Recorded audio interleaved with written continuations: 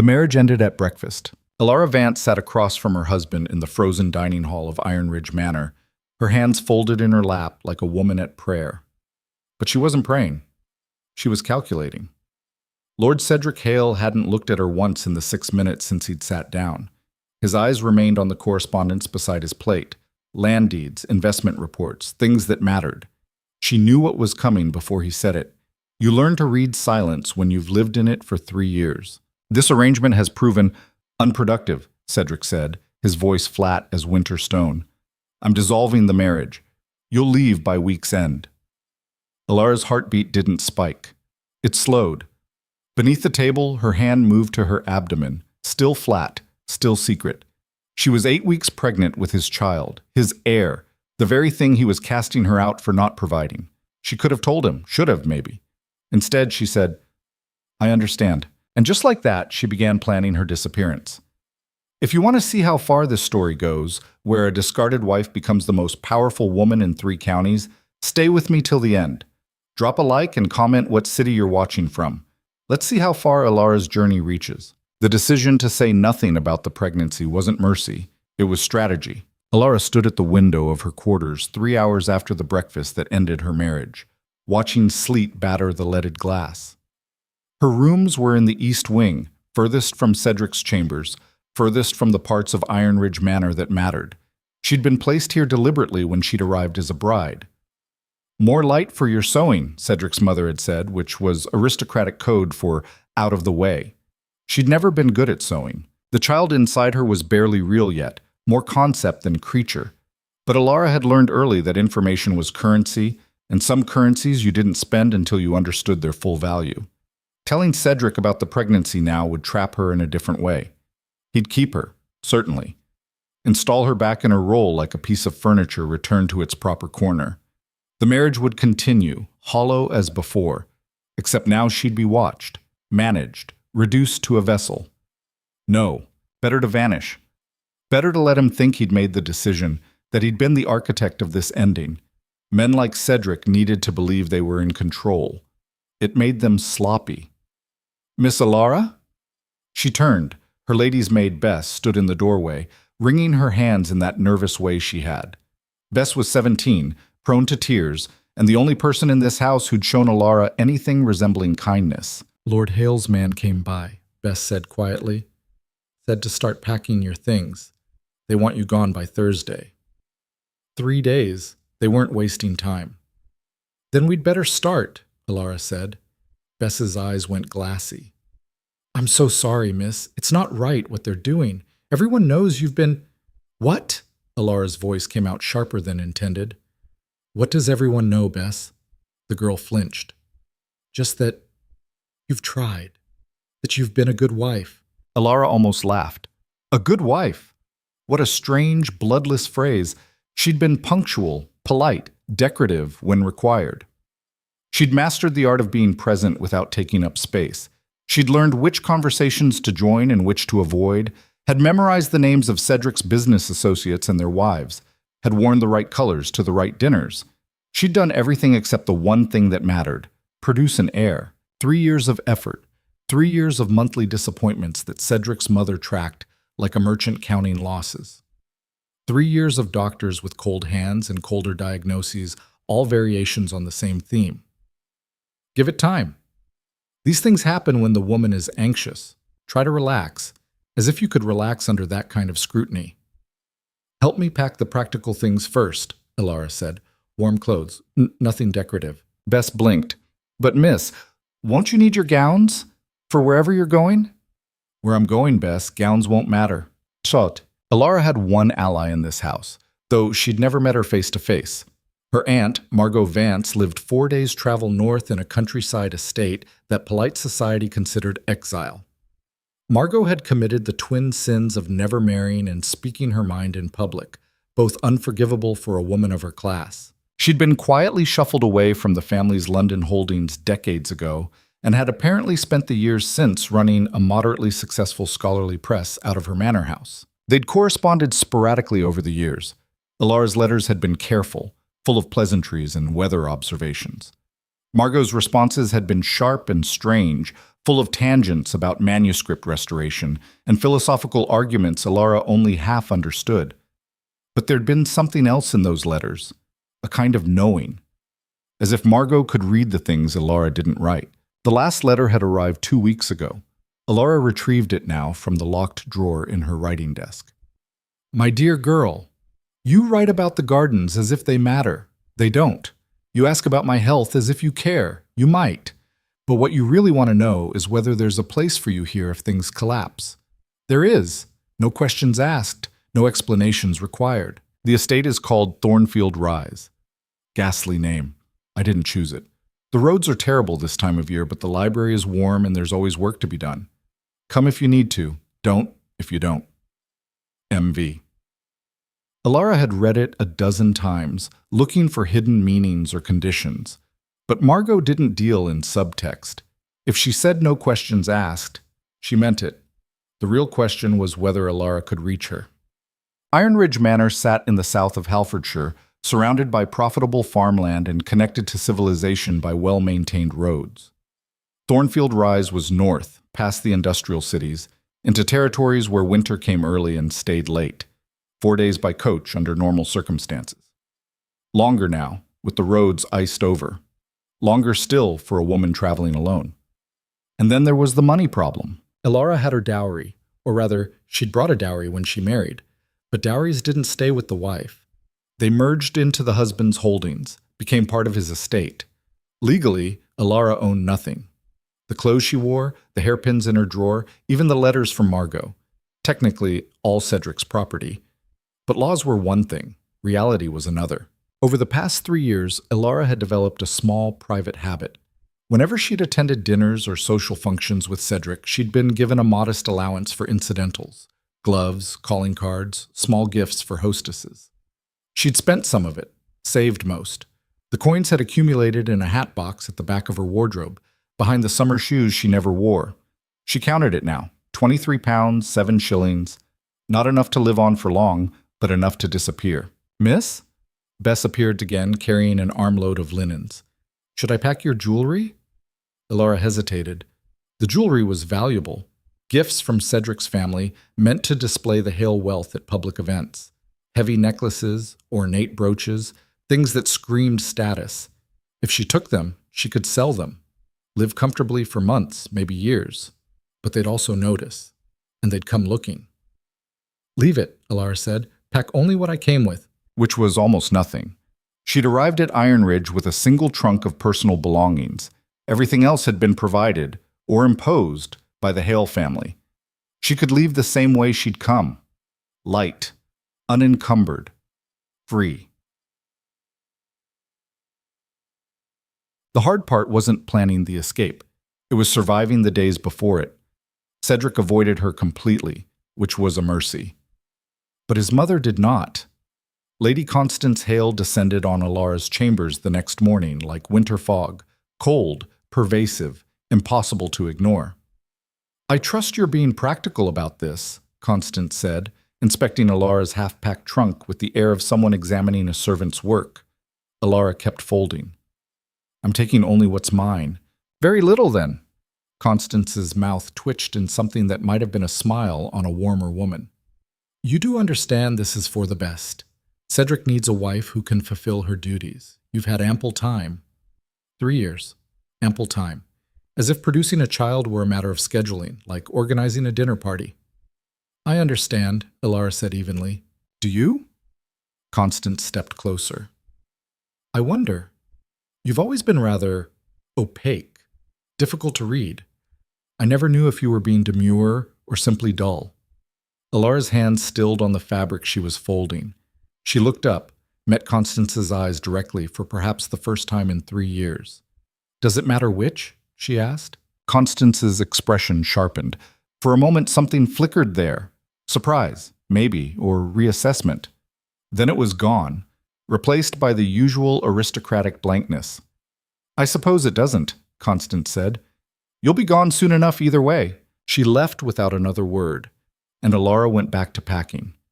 But her hands were shaking now, adrenaline finally catching up. She pressed her palm against her stomach, feeling nothing yet but knowing it was there. The secret, the leverage she wasn't using. Good, she whispered to the empty room. Let them think I'm dull. Let them think I'm defeated. People who underestimated you gave you room to move. The night before her planned departure, Alara couldn't sleep. She sat by the window in her nightdress, watching the grounds of Iron Ridge Manor under moonlight. The estate was beautiful in its way, all clean lines and manicured gardens, everything precisely maintained. Nothing wild, nothing unexpected.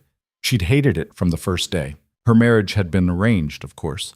Most were, in their circles. Alara's father had died when she was 16, leaving debts that her mother couldn't manage. The Vance name still carried weight, but weight without money was just burden. Cedric had needed a wife with the right bloodline. Alara had needed financial security for her mother. The arrangement had made sense on paper. No one had asked if they'd make sense together. She remembered the wedding, a cold December ceremony, everything white and formal. Cedric had been handsome in that distant, sculptural way of aristocratic men. He'd said his vows clearly, kissed her precisely once. They'd spent their wedding night in separate rooms because he'd had business correspondence to attend to. She'd told herself it would get better, that they'd grow into affection, or at least partnership. 3 years later, she knew, some gaps don't close. They just become permanent features of the landscape. A soft knock interrupted her thoughts. "Come in," she said, expecting Bess. But it was Cedric.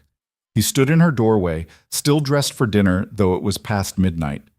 He looked tired, not physically, but in some deeper way, like a man who'd been carrying something heavy for too long.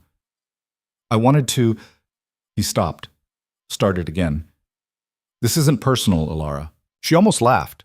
What about a marriage could possibly be more personal? "I know," she said instead. "You've been—" He searched for words. "Adequate. As a wife. This isn't a reflection on your character." Adequate. The word hung in the air between them like frost. "I appreciate that," Alara said, and meant it in the most hollow way possible.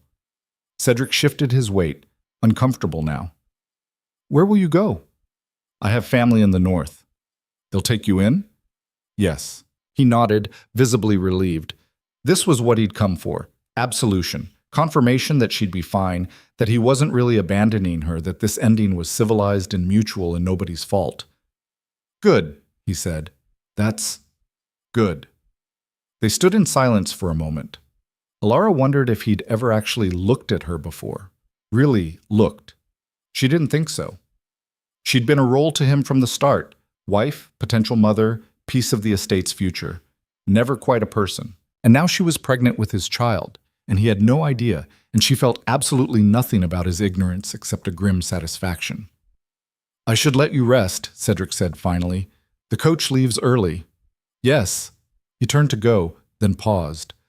"I hope, wherever you end up, I hope you find what you're looking for." Alara smiled, thin and precise. "I hope the same for you, Lord Hale." He left. She listened to his footsteps recede down the corridor, counting them like a countdown. When the sound faded completely, she let out a breath she hadn't realized she'd been holding. One more day. One more performance. Then she could stop being Lady Alara Hale and figure out who Alara Vance was supposed to be. The departure was efficient, as everything at Iron Ridge Manor was efficient. The coach arrived at dawn. Bess helped load Alara's single trunk while trying not to cry. The household staff gathered to see her off, a small audience for a small exit. Alara wore her plainest traveling dress, dark blue wool that wouldn't show dirt. Her hair was pinned simply.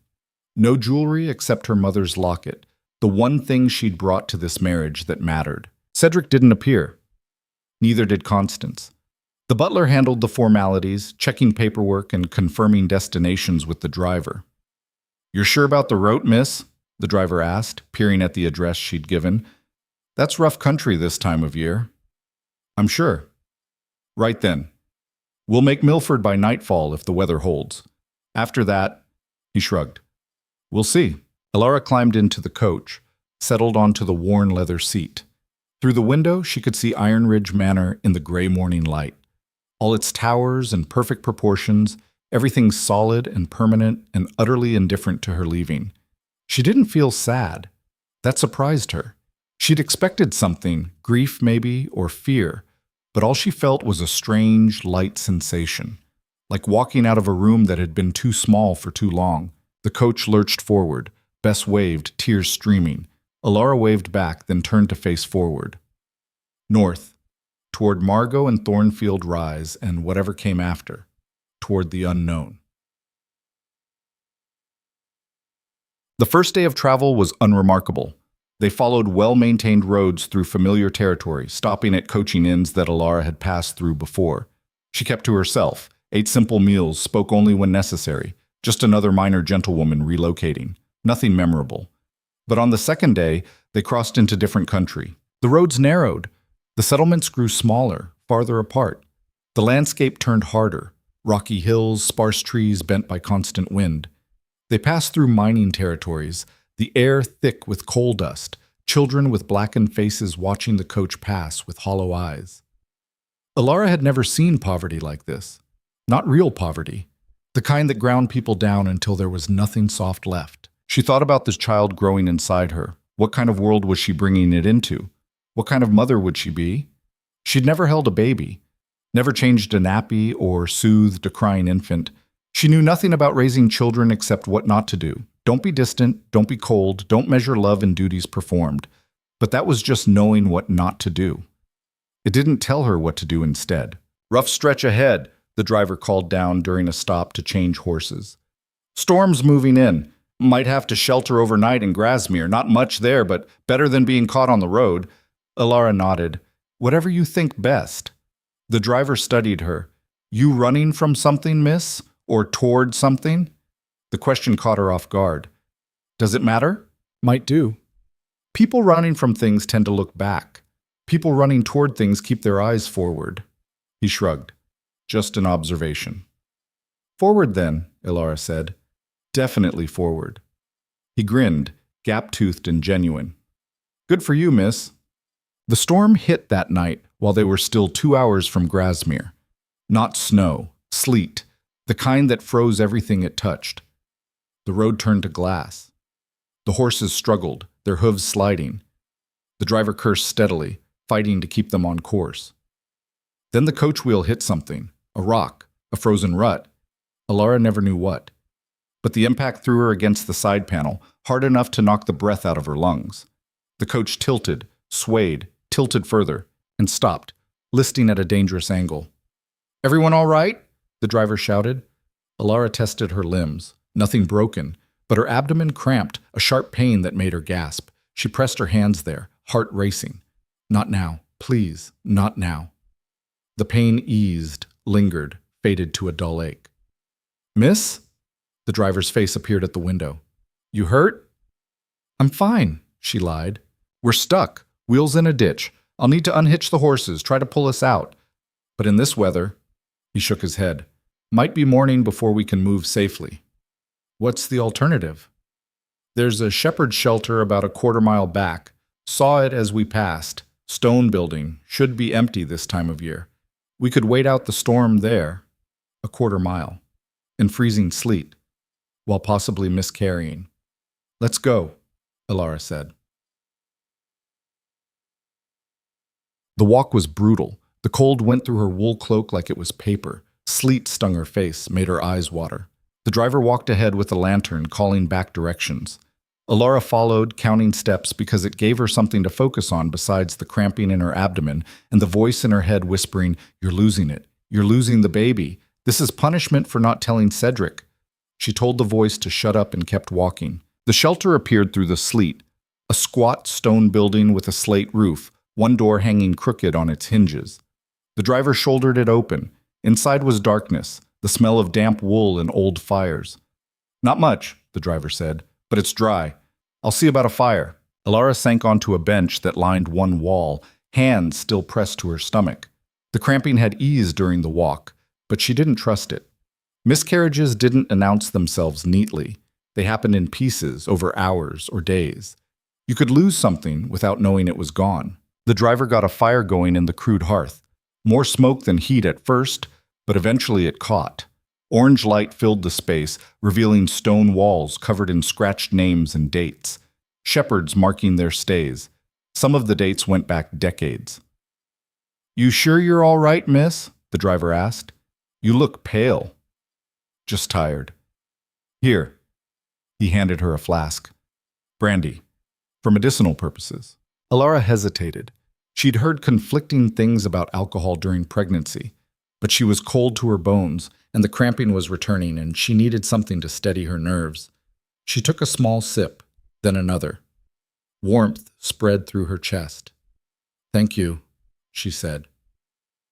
They sat in silence for a while, listening to sleet hammer the roof. The driver pulled out a piece of bread and hard cheese, offered to share. Alara ate mechanically, not tasting anything. "Can I ask you something, miss?" the driver said eventually. "You can ask." "Why north? This time of year, anyone with sense heads south. But you're going the opposite direction, and you don't seem particularly happy about it." Alara considered her answer. "I'm going where I have family." "Family you want to see, or family you have to see?" Despite everything, she smiled. "Somewhere in between." He nodded like that made perfect sense. "I've got family like that. Love them, mostly. But spending more than 3 days under the same roof, and we start looking for reasons to murder each other." "How long did your marriage last?" Alara heard herself ask. The driver laughed, surprised. 15 years and counting. How'd you know I was married?" "You have the look." "What look's that?"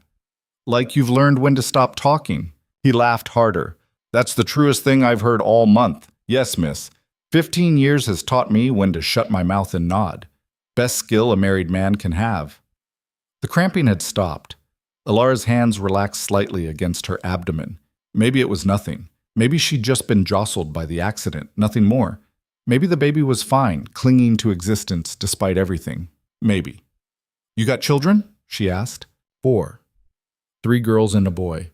The girls are easy. They listen to their mother. The boy, he shook his head, grinning. He's 8 years old and already smarter than me. Scary, that is. Having a child who can out-argue you before he's tall enough to reach the top shelf. "Do you worry about them?" "Every day of my life, miss. Every single day." He poked at the fire, sending up sparks. "But that's the job, isn't it? Being a parent. You worry, you try your best, and you hope they turn out all right despite your mistakes." Alara absorbed this. It was the most honest thing anyone had said to her about children. Not the romanticized version she'd heard from Cedric's mother, all about duty and legacy. Not the medical version from doctors, all about biology and failure. Just the simple truth. You worried, you tried, you hoped. "I think I'm going to be terrible at it," she said quietly. The driver looked at her, really looked, the way Cedric never had. "Pregnant?" he asked, not unkindly. Alara nodded. "Does the father know?" "No." He whistled low. "That's a story." "It is." "You gonna tell him?" "No." He considered this. "Your business, miss, but children, they have a way of making themselves known. Can't hide them forever." "I don't plan to hide the child, just the father's involvement." "Fair enough." He settled back against the wall. "For what it's worth, you don't strike me as the terrible type, scared maybe. But scared parents usually try harder. It's the confident ones you've got to watch out for." They stayed in the shelter until dawn, taking turns sleeping while the other kept the fire going. The storm blew itself out by first light, leaving everything coated in ice. The world outside looked crystalline and dangerous. They made it back to the coach. The wheel was damaged but functional. By midday, they'd reached Grassmere, barely a village, just a cluster of buildings around a crossroads. The driver arranged repairs while Alara waited in a dim tavern, drinking weak tea and watching locals come and go. She felt different, not physically. The cramping hadn't returned, and she chose to believe that meant the baby was safe. But something had shifted during the long night in the shepherd's shelter. Some decision had solidified. She was doing this, actually doing it, leaving her marriage, raising this child alone, building a life from nothing. And she was terrified. But she was moving forward anyway. They reached Thornfield Rise on the 4th day, late afternoon, under skies the color of old pewter. The estate wasn't what Alara had expected. She'd pictured something modest but genteel, a scaled-down version of Iron Ridge Manor, perhaps. What she found instead was a rambling stone house that looked like it had grown organically over centuries, wings and additions jutting out at odd angles. The grounds were wild, gardens gone to seed, trees pressing close to the walls. It looked like a place where society's rules didn't quite reach. The coach stopped at the front entrance, a heavy oak door with iron fittings slightly ajar. Alara climbed down, legs stiff from days of travel. The driver unloaded her trunk. "You sure about this, miss?" he asked, eyeing the house dubiously. "Absolutely certain." He didn't look convinced, but he tipped his hat. "Good luck to you, then. And to the little one." Alara pressed payment into his hand, more than the fare, all the coins she could spare. "Thank you, for everything." He nodded, climbed back up, and the coach rattled away. Alara watched it go, her last connection to the world she'd left. Then she turned toward Thornfield Rise. The door swung open before she could knock. A woman stood there, 60-ish, tall and angular, gray hair pulled back severely. She wore a wool dress that had seen better years and ink stains on her fingers. Her eyes were sharp and assessing behind wire-rimmed spectacles. "You must be Alara," she said. "You look half frozen. Come in before you turn into a statue." This was Margot Vance, had to be. Alara stepped inside. The entrance hall was chaos. Books stacked on every surface, papers scattered across a table. Strange mechanical devices she couldn't identify. It smelled like old paper and wood smoke and something sharp she couldn't place. Ink, maybe. "I apologize for the mess," Margot said, not sounding apologetic at all. "I don't entertain much. Well, ever. You'll have to navigate around the work." "I don't mind." Margot studied her, that sharp gaze taking in everything. The worn traveling dress, the careful posture, the shadows under Alara's eyes. "You're pregnant." Not a question, a statement. Alara froze. "How did you—" "You're holding yourself differently than in your letter's tone. Protective. Also, you left your husband rather than tell him he's about to have an heir, which suggests you found pregnancy at precisely the wrong time for his purposes and precisely the right time for your escape." Margot smiled, thin and knowing. "Am I close?" "Disturbingly. Good. I prefer accurate assessments to polite lies." She gestured toward the interior. "Come. I'll show you your rooms. We'll talk after you've rested. You look like you've been traveling through a war zone." Felt like it. Alara followed Margot through the house. It was bigger inside than it looked, corridors branching in unexpected directions, rooms filled with books and manuscripts, and more of those strange devices. Through one doorway, she glimpsed a printing press. Through another, what looked like a chemistry laboratory. "What exactly do you do here?" Alara asked. "Restore damaged manuscripts. Preserve knowledge that would otherwise be lost. Occasionally publish works that London scholars are too cowardly to touch." Margot climbed a narrow staircase. "I've carved out a small empire of intellectual freedom in this nowhere place. It's not much, but it's mine." They reached a second-floor corridor. Margot opened a door onto a suite of rooms. Bedroom, sitting area, small study. Simple furniture, clean lines, everything functional. The windows overlooked wild gardens and hills beyond. "This is yours for as long as you need it," Margot said. "No rent, no expectations. Your family, even if we barely know each other." Alara's throat tightened. "I can work. I won't just be a burden." "Who said anything about burden?" Margot's expression softened slightly. "Child, you've just survived leaving a marriage most women would have endured until death. That takes more strength than you probably realize. If you want to work, we'll find work. If you need to rest, rest. But you're not a burden. You're a person who needs shelter." "I have shelter to spare. The mathematics are simple." It was the kindest thing anyone had said to Alara in 3 years, maybe longer. "Thank you," she whispered. Margot nodded briskly. "Dinner's at 7. Nothing formal. I eat at my desk half the time anyway. There's a washroom at the end of the hall. Settle in. We'll talk properly tomorrow." She left, closing the door quietly. Alara stood alone in her new rooms, surrounded by unfamiliar furniture in an unfamiliar house, carrying a secret child in her body and no clear idea of what came next. She should have felt lost, terrified. Instead, she felt something she hadn't experienced in years. Possibility. She walked to the window, pressed her hand against the cold glass. Outside, winter was settling over the countryside, making everything stark and clear. No more careful gardens, no more measured spaces, just wild land and distant hills, and a sky that went on forever. Somewhere behind her, south and increasingly distant, was Iron Ridge Manor. Cedric. The life she'd left. But here, now, in this strange house with her strange aunt and a future that was entirely undefined, here she could breathe. Here she could begin again. Elara rested her hand on her abdomen, feeling nothing yet but knowing it was there. The secret. The reason. The tiny, impossible thing that had given her the courage to walk away. "All right," she whispered to the child and to herself and to whatever came next. "Let's see what we're made of." Outside, the first snow began to fall. The first night at Thornfield Rise, Elara didn't sleep. She lay in the unfamiliar bed listening to unfamiliar sounds. Wind rattling windows that didn't fit quite right. Floorboards creaking in empty hallways. The distant hoot of an owl. The mattress was lumpy in places, soft in others. Nothing like the precisely calibrated comfort of Iron Ridge Manor. She liked it better. Around 3 in the morning, she gave up on sleep and wrapped herself in a blanket, moving to the window seat. Snow was still falling, thick and steady now, erasing the landscape. In London, snow meant inconvenience, disrupted schedules, ruined hems, servants complaining.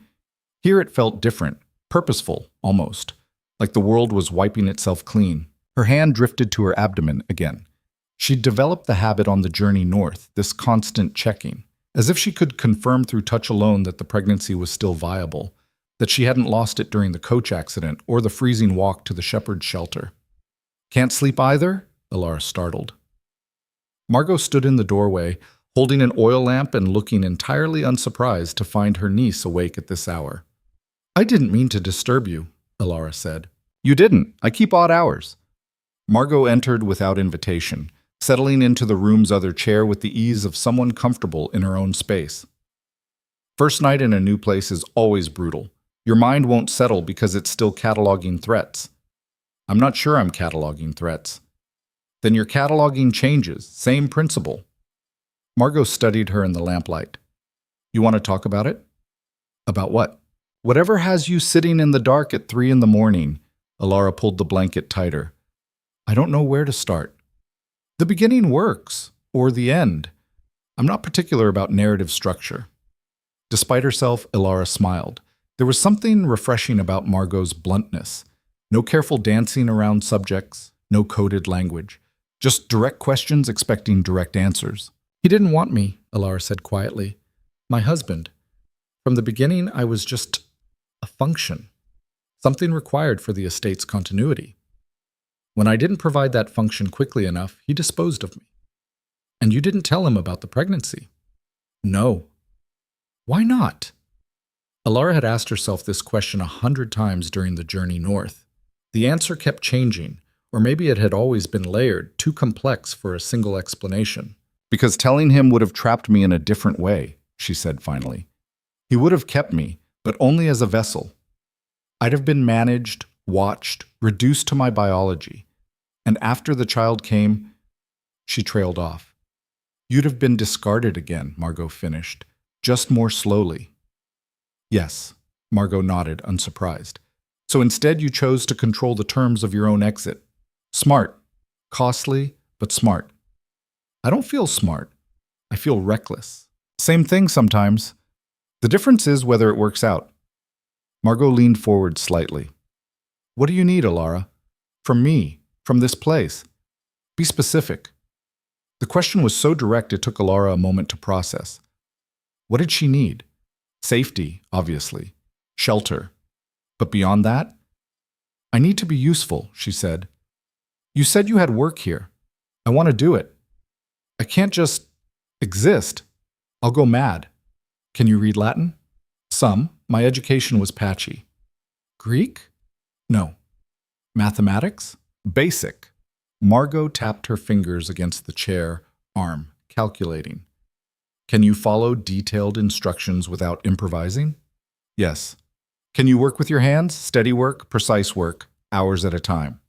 "I think so. I've never really tried." "Good. People who say they're certain usually overestimate themselves." Margot stood. "Get some sleep if you can." Tomorrow we'll see if you have the patience for manuscript restoration. Most people don't. It's meticulous work, boring as hell until suddenly it isn't. But it pays, and I'm always behind schedule. She moved toward the door, then paused. One more thing. Whatever you ran from, the husband, the marriage, all of it, it's going to follow you in your head for a while. You'll second guess yourself. Wonder if you made the right choice. That's normal. But don't let it paralyze you. The decision's made. Now you live with it and build something new. How do you know I'll second guess myself? Margot smiled, thin and knowing, because everyone does, even the ones who pretend they don't. She left, taking the lamplight with her. Alara sat in the dark for a while longer, turning Margot's words over in her mind. Then she returned to bed and, surprisingly, slept. When she woke, pale winter sunlight was filtering through the windows. The snow had stopped, and downstairs she could hear the sounds of a household beginning its day. Footsteps, voices, the clatter of dishes. Not the organized efficiency of Iron Ridge Manor, but something looser, more organic. She dressed simply. No lady's maid here. No one to lace her into complicated gowns. Just wool and cotton, practical layers. Her reflection in the small mirror looked strange. Same face, but somehow different. Less careful, maybe. Less performed. Downstairs, she found chaos. The dining room, if it could be called that, was less a room for eating and more a repository for ongoing projects. Books covered most of the table. Papers spilled across chairs. What appeared to be a partially disassembled clock sat next to a plate of toast. Margot stood at a sideboard, pouring tea with one hand while reading a letter with the other. She glanced up when Alara entered. There's porridge, bread, eggs if you want them, though you'll have to navigate around the Flemish Psalter to reach the stove. The what? 15th century religious manuscript. Water damage. I'm trying to separate the pages without destroying them. Margot gestured vaguely toward the stove, where indeed a large, ancient-looking book lay open on a cloth. Just work around it.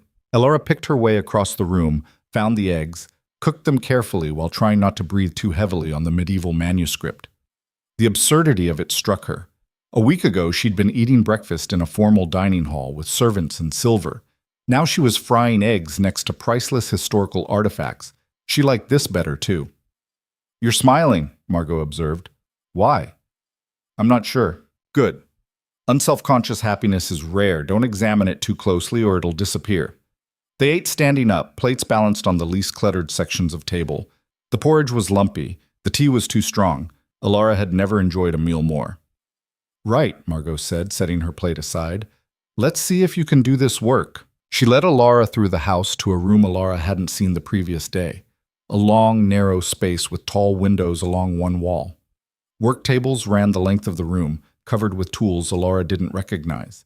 Magnifying lenses, tiny brushes, bottles of solutions in various colors.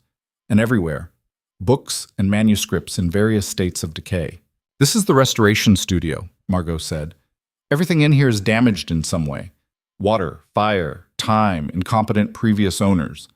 My job, our job, if you prove capable, is to stabilize them, make them readable again. Sometimes we can fully restore them. Sometimes we just stop the deterioration and preserve what's left. She picked up a manuscript from the nearest table, a slim volume with a cracked leather binding and pages stained dark brown at the edges. Water damage? Probably from a flood. 18th century, relatively recent. Someone's personal journal. Not historically significant, but the family wants it preserved. She handed it to Alara. Look at page 12. Alara opened it carefully. The pages were stiff, stuck together in places. She found page 12, or what was left of it. The ink had run, turning the text into illegible smears. Can this be saved? She asked. Some of it, not all. Watch. Margot took the book to one of the work tables, positioned it under a magnifying lens, and began working with tools Alara couldn't name. Slowly, impossibly, she started teasing apart fibers that had fused together, separating layers so thin they were nearly transparent. Under her hands, a few words began to emerge from the smears. Not much. A name, part of a date, but something. It's like surgery, Alara breathed. Exactly like surgery, except the patient is already dead and you're trying to preserve the corpse's last message. Margot straightened. It requires patience. Steady hands, the ability to work for hours without visible progress. And you have to care about the outcome because if you don't care, you'll get sloppy, and sloppy work destroys what you're trying to save. I want to try. Margot assessed her. All right, but we start simple. See that stack? She pointed to a pile of loose pages in the corner. Those are from a 19th century botanical journal, pages separated from the binding, edges torn, some staining. Your job is to clean them without removing the original ink. I'll show you once.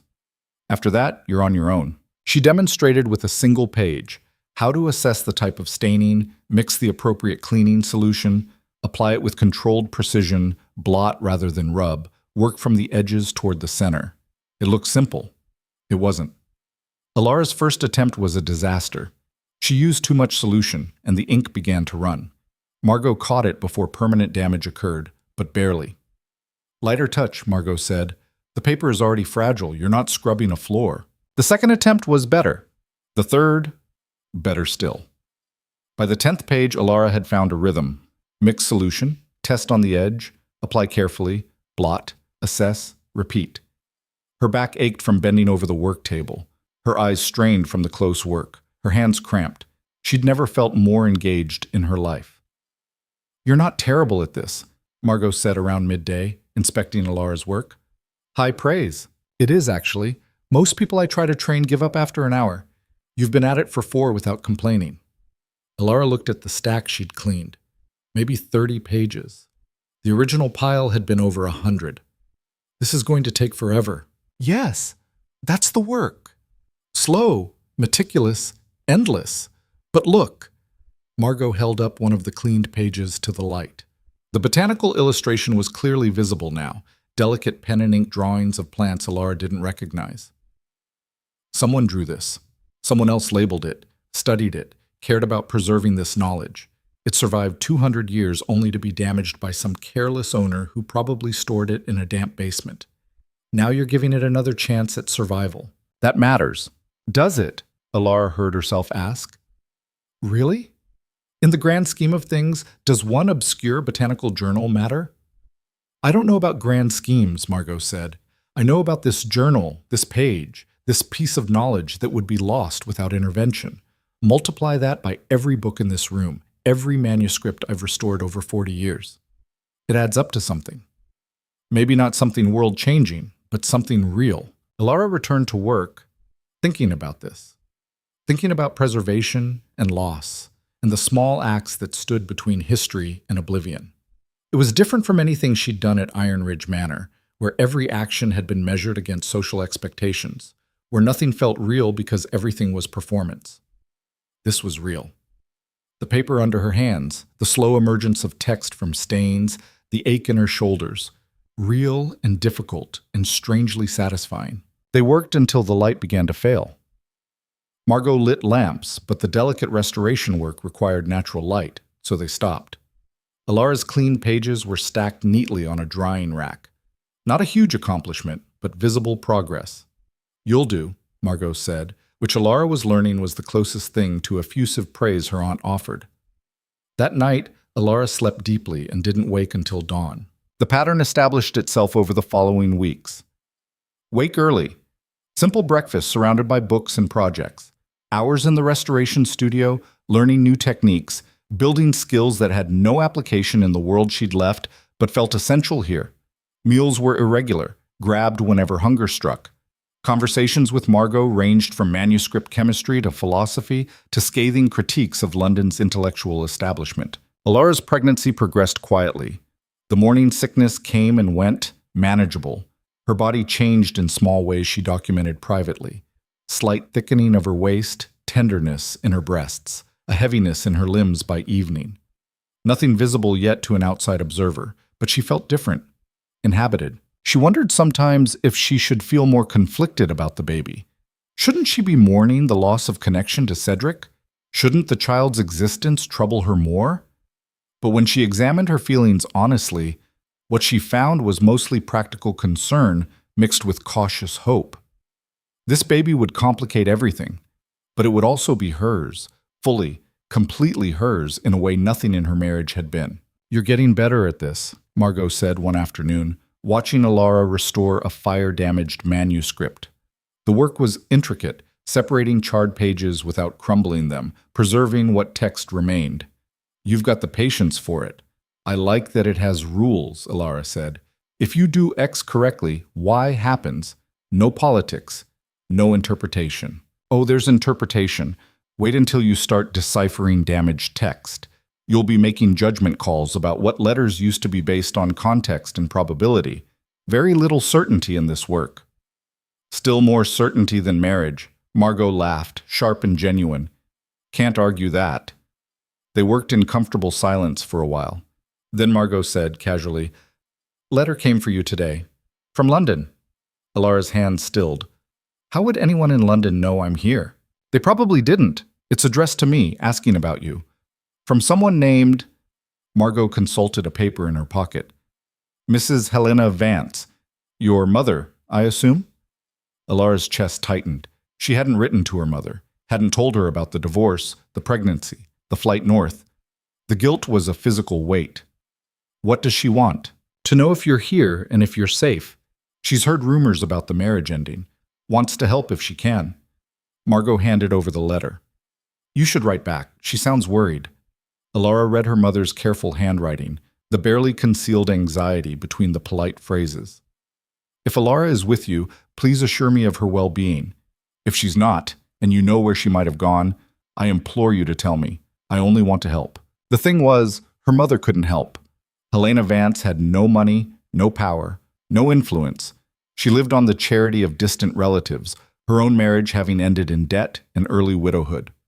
Alara had married Cedric partly to secure her mother's future. A small allowance had been part of the marriage settlement. That allowance would end with the divorce. She'd made her mother's situation worse by leaving. "I don't know what to tell her," Alara said. "The truth usually works. The truth will terrify her." "She's already terrified. At least the truth gives her something concrete to worry about instead of imagining the worst." Alara spent that evening composing a letter. She wrote and discarded 3 drafts before settling on something that felt honest without being cruel. Yes, she was safe. Yes, the marriage had ended. Yes, she was staying with Margot. No, she wasn't coming back to London. And yes, this part took the longest to write. She was pregnant and planning to raise the child here, away from society's scrutiny. She sealed it before she could reconsider, gave it to Margot to post. "She'll worry more now," Margot said. "I know.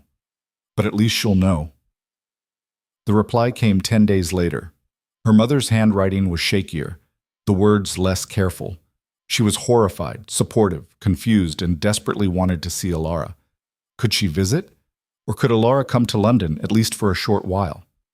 Alara wrote back, "Not yet. Maybe after the baby came. Maybe never. She didn't know." The correspondence continued, awkward and painful. Her mother sent small amounts of money she couldn't afford to spare. Alara sent it back.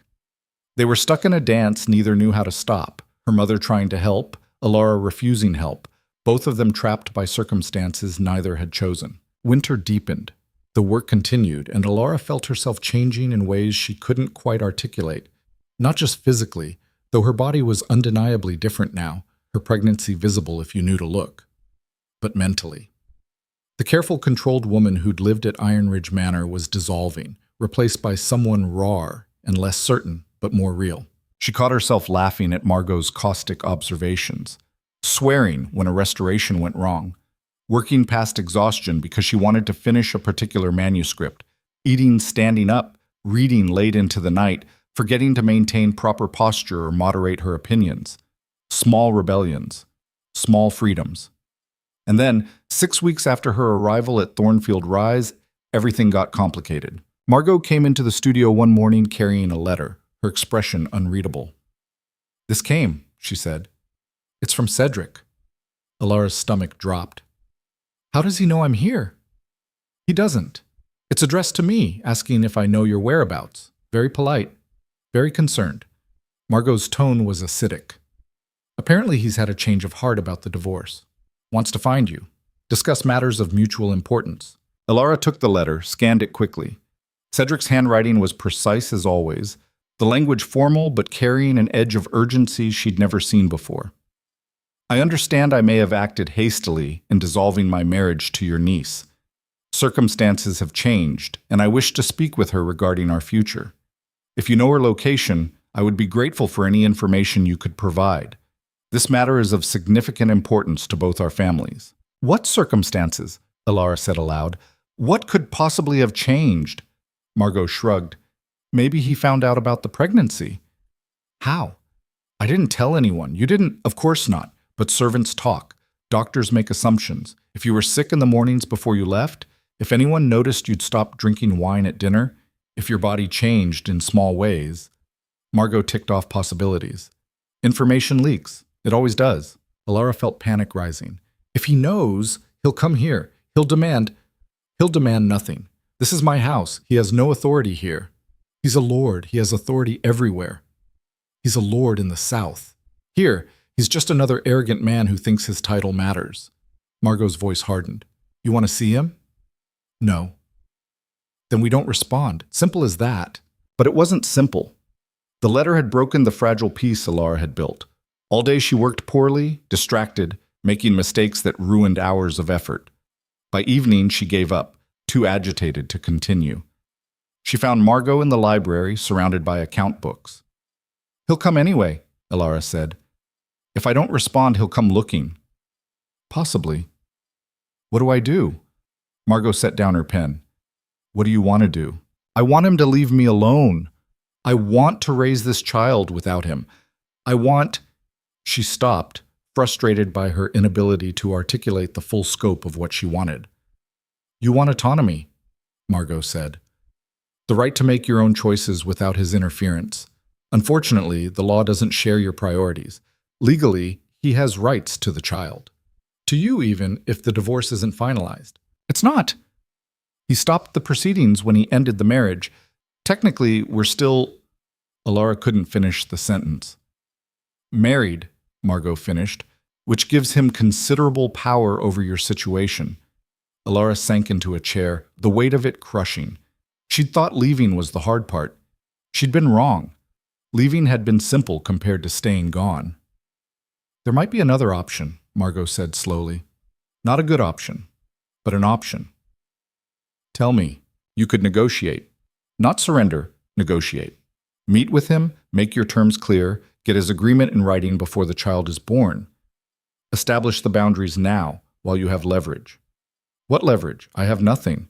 "You have the child he wants. You have knowledge he doesn't, about your capabilities, your work here, your value beyond reproduction. And you have something else." Margot leaned forward. "You have the willingness to disappear.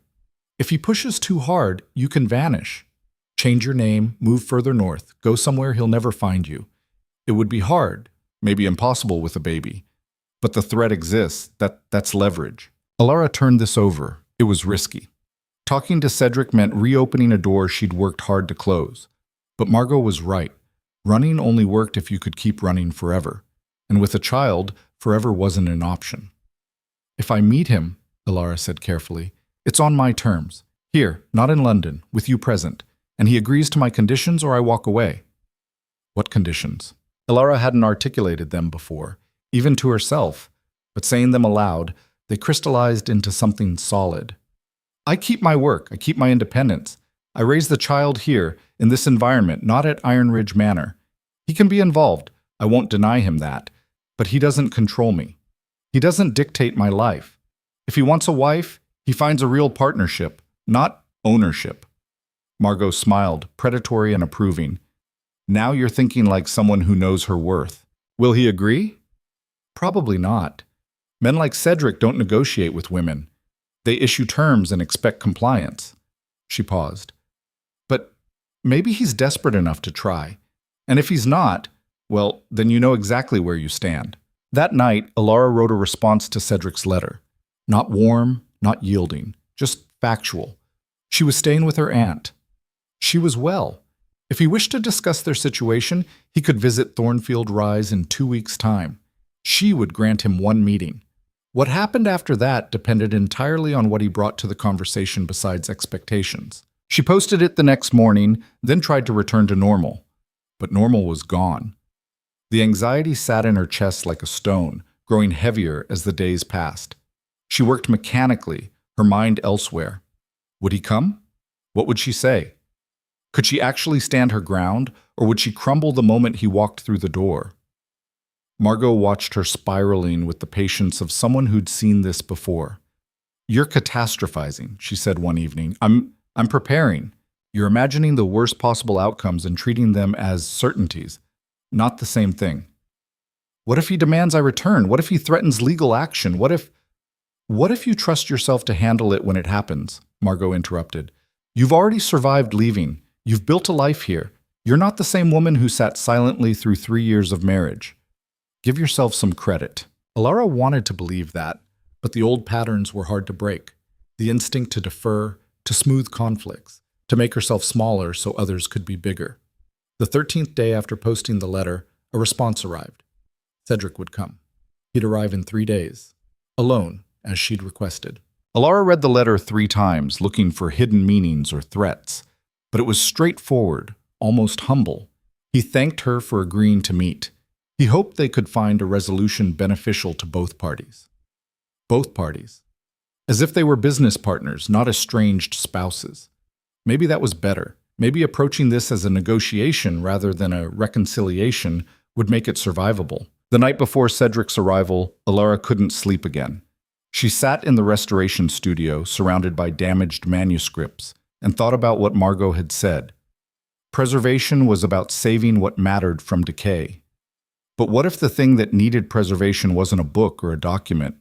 What if it was yourself, your autonomy, your sense of worth, the fragile new person you were becoming?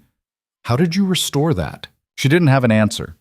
But sitting there in the lamplight, hands stained with restoration chemicals, belly starting to swell with new life, she felt something she hadn't felt in years.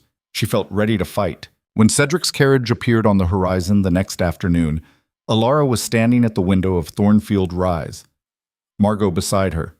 She watched the horses struggle through half-frozen mud, watched the driver navigate the rough excuse for a road. This was nothing like the smooth approach to Iron Ridge Manor. This was difficult terrain, unwelcoming and hard. Good, she thought. Let him work for it. The carriage stopped, the door opened, and Lord Cedric Hale stepped out into the cold northern afternoon, looking around at Thornfield Rise with an expression Alara couldn't quite read. But it wasn't contempt, it wasn't dismissal. It looked impossibly like uncertainty. "Ready?" Margot asked quietly. Alara took a breath, placed her hand over her abdomen where the baby turned and shifted, a small secret rebellion against everything Cedric represented. "Ready," she said, and she went downstairs to rewrite the terms of her life. Cedric looked smaller than Alara remembered. Not physically. He was still tall, still carried himself with that aristocratic posture that came from generations of people who never had to question their place in the world. But something about him had diminished. Maybe it was the setting. At Iron Ridge Manor, he'd been part of the architecture, another precisely placed element in a carefully designed life.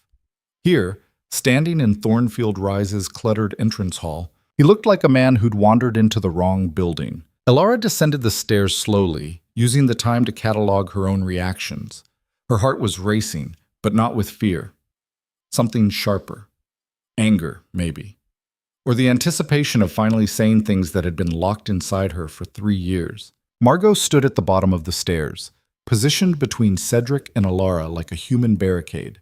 She hadn't moved since he'd entered, just watched him with the kind of assessment usually reserved for damaged manuscripts, noting flaws, calculating whether restoration was possible. "Lord Hale," Margot said. Not a greeting, just an acknowledgement of his presence. "Miss Vance, thank you for allowing this meeting." Cedric's voice was careful, controlled, the voice he used for business negotiations. "I hope the journey wasn't too difficult for you, Alara." Alara reached the bottom of the stairs. "I live here now. I don't take journeys."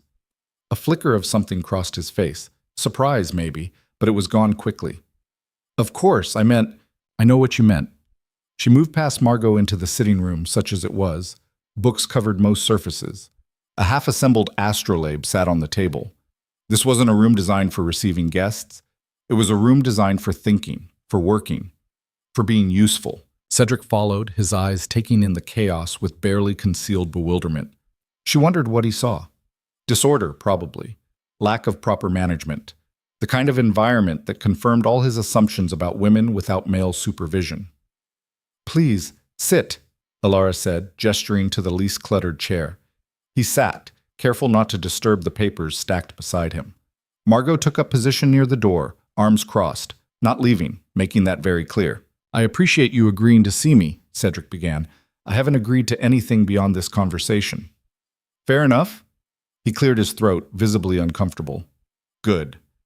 Alara wanted him uncomfortable, wanted him to feel even a fraction of what she'd felt during their marriage, the constant low-grade anxiety of never quite measuring up, never quite belonging. "I'll be direct," Cedric said. "I made a mistake. Ending our marriage was premature. I've reconsidered." "How wonderful for you." Alara's voice was flat. "Unfortunately, I haven't reconsidered. The marriage is over." "The divorce was never finalized. Legally, we're still... I'm aware of the legal status. I'm not interested in its continuation." Cedric's jaw tightened. This wasn't going how he'd planned, clearly. He'd expected, what, gratitude? Relief? The dutiful wife returned to her senses, ready to resume her position? "There are practical considerations," he said, shifting tactics. "Your financial situation, for one. Your mother's allowance has been stopped, as per the terms of the dissolution. Without my support..." "I work now," Alara interrupted. "I earn my own money. It's not a fortune, but it's mine. My mother will have to make do with less, and that's my burden to carry, not yours to leverage." "You work." He said it like he was testing the word, uncertain of its meaning in this context. "Doing what?" "Manuscript restoration. I'm learning a trade." Cedric glanced at Margot, then back to Alara. "That's unusual." "Yes." "Is it enough to live on?" "With careful management." She didn't mention that Margot refused to take rent, that most of her earnings went into savings for after the baby came. Cedric didn't need to know the specifics. He just needed to know she wasn't dependent. He was quiet for a moment, recalculating. "There's another matter I've heard, that is, it's come to my attention." He stopped, frustrated by his own circumlocution. "Are you pregnant, Alara?" There it was. The real reason he'd come. Alara met his eyes directly. "Yes." His expression shifted through several emotions too quickly to name. "Is it mine?" The question was so insulting that Margot actually laughed, sharp and humorless. "Truly? You think she left your bed and immediately found another man? In winter? While fleeing an ended marriage? Have you met women, Lord Hale, or just collected them?" Cedric flushed. "I didn't mean... I had to ask." "No," Alara said coldly. "You didn't. But yes, the child is yours, conceived before you dissolved our marriage. If you'd bothered to have an actual conversation with me instead of issuing your dismissal over breakfast, you might have known sooner." "Why didn't you tell me?" His voice rose slightly, the first crack in his composure. "I had the right to know." "You had the right to nothing." Alara stood, needing the height advantage. "You ended our marriage. You called me unproductive. You made it very clear that my only value was biological, and when I failed to provide an heir on your schedule, you discarded me. Why would I tell you about a pregnancy that would have trapped me in that dynamic forever?" Trapped. Cedric stood as well, and now they were facing each other across the cluttered table like opposing generals. "I would have honored my commitment, kept you as my wife. As a vessel, as a function, not as a person." "That's not fair." "Fair?" The word came out harsh, louder than Alara intended. "You want to talk about fair? You had 3 years to see me as a person, Cedric. 3 years to have a real conversation, to ask what I thought about anything, to treat me as something other than decorative furniture that had disappointed you. You never did. Not once. I provided for you, gave you everything you needed, except a partnership, except respect, except basic human recognition." Alara's hands were shaking now, adrenaline flooding through her. "I was invisible in that house. Do you know how many dinners we attended where you introduced me to people I'd met a dozen times before? Because you never bothered to remember who I'd met, what conversations I'd had. I was just my wife, not Alara. Not a person with a mind or opinions or..." She stopped, breathing hard. This wasn't the negotiation she'd planned. She was supposed to be controlled, strategic. Instead, she was unraveling. 3 years of silence finally rupturing. Margot stepped forward. "Perhaps we should take a break." No. Alara steadied herself, forced her voice lower. No, we're going to finish this now. Cedric was staring at her like she was a stranger. Maybe she was. The Alara he'd known would never have raised her voice, would never have confronted him directly. That Alara was gone. I came here, Cedric said carefully, because I want to do the right thing. I want to acknowledge my child, provide for both of you. On what terms? You return to Iron Ridge Manor. We resume the marriage. The child is raised as my heir, with all the advantages that position provides. And me? What do I get? He looked genuinely confused by the question. Security, status, everything you had before. Everything I hated before, you mean? Alara shook her head. No, those aren't my terms. Then what are your terms? This was it, the moment she'd been preparing for. Alara took a breath, organized her thoughts into the careful structure she'd practiced. I stay here, she said. I continue my work. I raise the child in this environment, not at Iron Ridge Manor. You can visit. I won't keep you from your child. But you don't control my life. You don't dictate my choices. If we're going to have any relationship at all, it's as equals, not as lord and subordinate. Cedric's face went through several expressions before settling on disbelief. You can't seriously expect me to agree to that. I seriously expect you to consider it. It's unreasonable. The child belongs at Iron Ridge Manor, raised in proper society, educated according to... The child belongs with me, Alara cut him off. I'm the one carrying it. I'm the one who'll birth it. I'll be the one raising it day to day. Your genetic contribution doesn't override my bodily autonomy. The law would disagree. Then let's test that. Alara's voice hardened. Take me to court. Argue that a child should be removed from a competent, employed mother and given to a father who couldn't even remember his wife's face in a crowd. See how that plays with a magistrate. See how it looks in the society pages when Lord Cedric Hale drags his pregnant wife through legal proceedings. Cedric went very still. You'd destroy your own reputation to spite me? My reputation is already destroyed. I'm a divorced woman. Not quite divorced, but functionally so. Working for wages and living in the countryside. Society has already written me off. You're the one with something to lose. It was a bluff, mostly. Alara had no idea how a legal battle would actually play out, and the thought of her life being dissected in court made her stomach turn. But Cedric didn't know that. And she'd learned something important during her weeks at Thornfield Rise.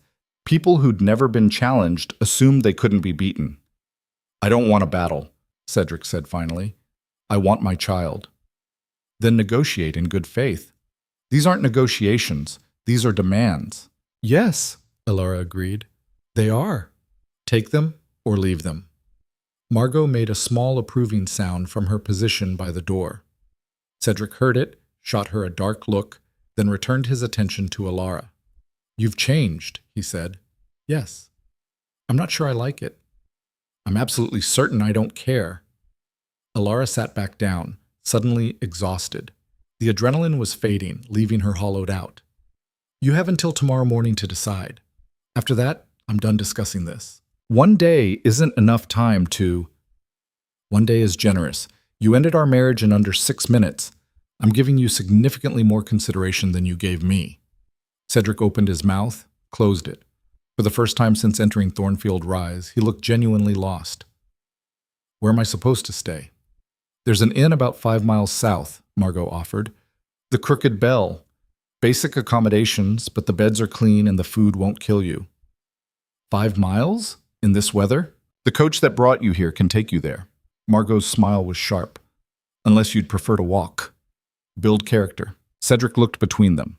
2 women who'd somehow allied against him, who refused to bend to his expectations, who were calmly dismantling the power structure he'd assumed was permanent. Alara could see him struggling with it, could almost track his thoughts. This wasn't how things were supposed to work. Women didn't make demands. Wives didn't dictate terms. Pregnant women especially didn't refuse security and status. But here she was, doing exactly that. Tomorrow morning, Cedric said finally. I'll have an answer then. Good. He left without further conversation, collecting his coat and hat from where Margot had stacked them on a chair. The front door closed behind him with less force than Alara expected. She'd thought he might slam it, make some gesture of displaced anger. Instead, it was almost gentle. uncertain. Margot waited until the coach had pulled away before speaking. Well, that was illuminating. Elara was shaking now, the delayed reaction finally hitting. Was I too harsh? Harsh? You were surgical, precise. You laid out your requirements clearly and didn't waver. Margot came and sat beside her. How do you feel? Sick, terrified, like I might have just destroyed any chance of... She stopped. I don't even know what I destroyed a chance of. We didn't have anything real to begin with. You're right about that. But you might have something real now, if he's smart enough to recognize it. What if he's not? Then you raise your child here, continue your work, and build a life without him. You've already proven you can survive that. Margot paused. The question is, do you want to? Want him involved, I mean. Even on your terms. Elara pressed her hands against her abdomen, feeling the slight swell there. The baby was real now, undeniably present. In a few more weeks it would start moving, making its existence impossible to ignore. And Cedric was its father. That was just biology, just fact. But what it meant beyond biology, that was still undefined. I don't know, she admitted. Part of me wants to tell him to disappear and never come back, but that's not fair to the child. And maybe, she hesitated, maybe not fair to him either. He's not evil, Margot, just limited, unimaginative. He's never had to think beyond his own perspective because no one ever made him. You're making him now, yes. But I don't know if people can actually change. If you spend your whole life being told you're entitled to deference, can you learn to see others as equals? Some can, most don't. Margot stood, stretched. Either way, you did what you needed to do. Set your boundaries, defended your autonomy. The rest is up to him. That night, Elara couldn't eat. She tried. Margot made soup, insisted she needed the nutrition, but her stomach rejected everything. She ended up in the restoration studio again, the one place where her mind could quiet. She worked on a particularly damaged manuscript, a collection of letters from the 1600s, water-stained and brittle. Each letter required painstaking care to unfold without tearing. Inside were stories, love affairs, family disputes, business dealings, the ordinary drama of lives long finished. She wondered what letters people would read about her life, centuries from now. Would they see a woman who'd been brave or just reckless? A mother who'd protected her child, or a wife who'd destroyed her marriage out of spite? History was written by whoever survived to tell it. Maybe that was the real fight. Not winning, but surviving long enough to shape your own narrative. Around midnight, she heard a knock at the front door. Her heart jumped. Cedric, returning early? But it was too soon, and he'd said tomorrow morning. She heard Margot answer, heard low voices. Then footsteps on the stairs, moving toward the studio. Margot appeared in the doorway, her face unreadable. Someone's here to see you. Who? Your mother. Elara's hands went numb. The letter she was working on slipped, would have fallen if Margot hadn't caught it. What? Helena Vance. She arrived by coach about 10 minutes ago. Says she had to see you, couldn't wait any longer. She's in quite a state. Elara stood, the room tilting slightly. Her mother. Here. Now. This was the last complication she needed. Should I tell her you're indisposed? Margot asked gently. Elara wanted to say yes. Wanted to hide in this room until morning, avoiding yet another confrontation. But that was the old Elara. The one who dodged difficult conversations, who made herself small to avoid discomfort. No, she said. I'll see her. Her mother was in the sitting room, perched on the edge of the same chair Cedric had occupied hours earlier. Helena Vance looked older than Elara remembered, lines deeper around her eyes, hair more gray than brown. She was wearing her traveling cloak, still damp from the evening mist, and her hands twisted together in her lap. When Elara entered, Helena stood so quickly she nearly knocked over the astrolabe. Elara, oh my darling girl. She crossed the room and pulled Elara into an embrace that was too tight, too desperate. Elara stood rigid, unprepared for the physical contact, for the rush of conflicting emotions, relief and resentment, and a grief she hadn't known she'd been carrying. Mother, she managed, you didn't need to come. Of course I did. Your letters, they were so sparse, so careful. I knew something was wrong. Helena pulled back, searching Elara's face. Are you really pregnant? Yes. And Cedric ended the marriage before he knew? Yes. Helena's expression crumpled. Oh, Elara, what a mess. What a terrible mess. It's not a mess. It's a choice. Elara stepped back, putting distance between them. I'm managing. Managing? You're living in... Helena gestured vaguely at the cluttered room, the books and papers and mechanical devices. This isn't a proper home for raising a child. You need stability, security, a father. I need autonomy, Elara interrupted, and I have it here. But at what cost? Your reputation is ruined. Your future... My future is mine to build, not yours to manage, not Cedric's to dictate. Mine. Helena flinched like she'd been slapped. I'm only trying to help. By telling me I've made mistakes? By confirming that leaving my marriage was reckless and irresponsible? I didn't say that. Say, you didn't have to. Elara heard the harshness in her own voice, couldn't quite soften it. You're thinking it. That I should have stayed, should have told Cedric about the pregnancy, should have accepted whatever scraps of dignity he was willing to offer. That's what you did, isn't it? When father died and left debts, you accepted charity, accepted being managed by relatives who barely tolerated you. You made yourself small and grateful and hoped that would be enough. What choice did I have? Helena's voice rose, matching Elara's intensity. I had no skills, no means of support, a daughter to raise.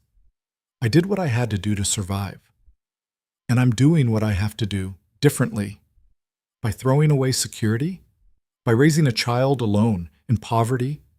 I'm not in poverty. I work. I earn. It's not wealth, but it's honest and it's mine. Elara's hands were shaking again. Why can't you see that as strength instead of failure? Helena was crying now, tears sliding down her face unchecked. Because I'm terrified for you. Because the world is cruel to women without protection. Because I don't want you to suffer the way I've suffered. The admission hung between them. Elara felt something crack in her chest, anger giving way to a more complicated understanding. Her mother wasn't the enemy. She was just a woman who'd been ground down by circumstances, who'd learned to equate survival with submission. I know you're scared, Elara said more gently. I'm scared too, but I can't live the way you did. I tried. For 3 years I tried to be quiet and grateful and decorative, and it nearly destroyed me. She gestured at Thornfield Rise, at the life she was building. This is hard. It's uncertain, but it's real. And I'm real in it. I'm not performing anymore. Helena wiped her eyes, struggling for composure. I just want you to be safe. Safe isn't the same as free. Sometimes it has to be. Not for me. Not anymore. They stood in silence, the gap between them vast and unbridgeable. 2 generations of women, shaped by different defeats, unable to understand each other's choices. Margot appeared in the doorway, reading the tension immediately. Mrs. Vance, you've had a long journey. Let me show you to a room. You can rest, and we'll all think more clearly in the morning. Helena nodded, exhausted. She let Margot guide her out, but at the doorway she turned back. I do love you, she said, even when I don't understand you. I know, Elara replied. I love you too. After they'd gone, Elara sank into a chair and put her head in her hands. 2 confrontations in one day. 2 people she'd once relied on, now obstacles to navigate. She felt scraped raw, every defense stripped away. The baby moved, just a flutter, easy to miss, but definitely there. The first time she'd felt it, a small somersault inside her, a reminder that whatever happened with Cedric or her mother or anyone else, this was real. This life inside her, this consequence of choices made months ago. She was going to be a mother. That fact was approaching with the inevitability of winter, and she still had no idea if she was ready. But ready or not, it was coming. Morning arrived gray and cold. Elara woke to voices downstairs, her mother and Margot having what sounded like a tense but civil conversation. She dressed carefully, armor of wool and cotton, and went down to face whatever came next. Her mother was at the breakfast table, looking haggard but composed. Margot was reading correspondence, pointedly not mediating. Good morning, Elara said. Morning, darling. I hope you slept. Some. Elara poured tea, forced herself to eat bread even though her stomach protested. When does your coach return? This afternoon. I'm not staying long. I know I'm not wanted here. That's not... Alara stopped. Lying would help nothing. It's complicated. Everything with you is complicated lately. Before Alara could respond, another knock sounded at the door. Margot rose to answer it, and moments later Cedric entered the breakfast room. He stopped when he saw Helena. "Mrs. Vance, I didn't expect—" "Lord Hale." Helena's voice was cold. "I could say the same." The three of them formed an awkward triangle. Cedric, Helena, Alara. 3 points of a disaster, Alara thought. 3 people connected by biology and law, and a marriage that had failed before it truly began. "I've made my decision," Cedric said, addressing Alara, but glancing nervously at her mother. "About your terms." Alara's heart hammered. "And? I can't accept them, not as stated." He held up a hand before she could respond. "But I have a counter-proposal, if you'll hear it." "I'm listening." Cedric pulled a folded document from his coat. "I had my solicitor draw this up last night. Took him most of the evening, but it's legal and binding." He handed it to Alara. "Read it." She unfolded the document, scanned the dense legal language.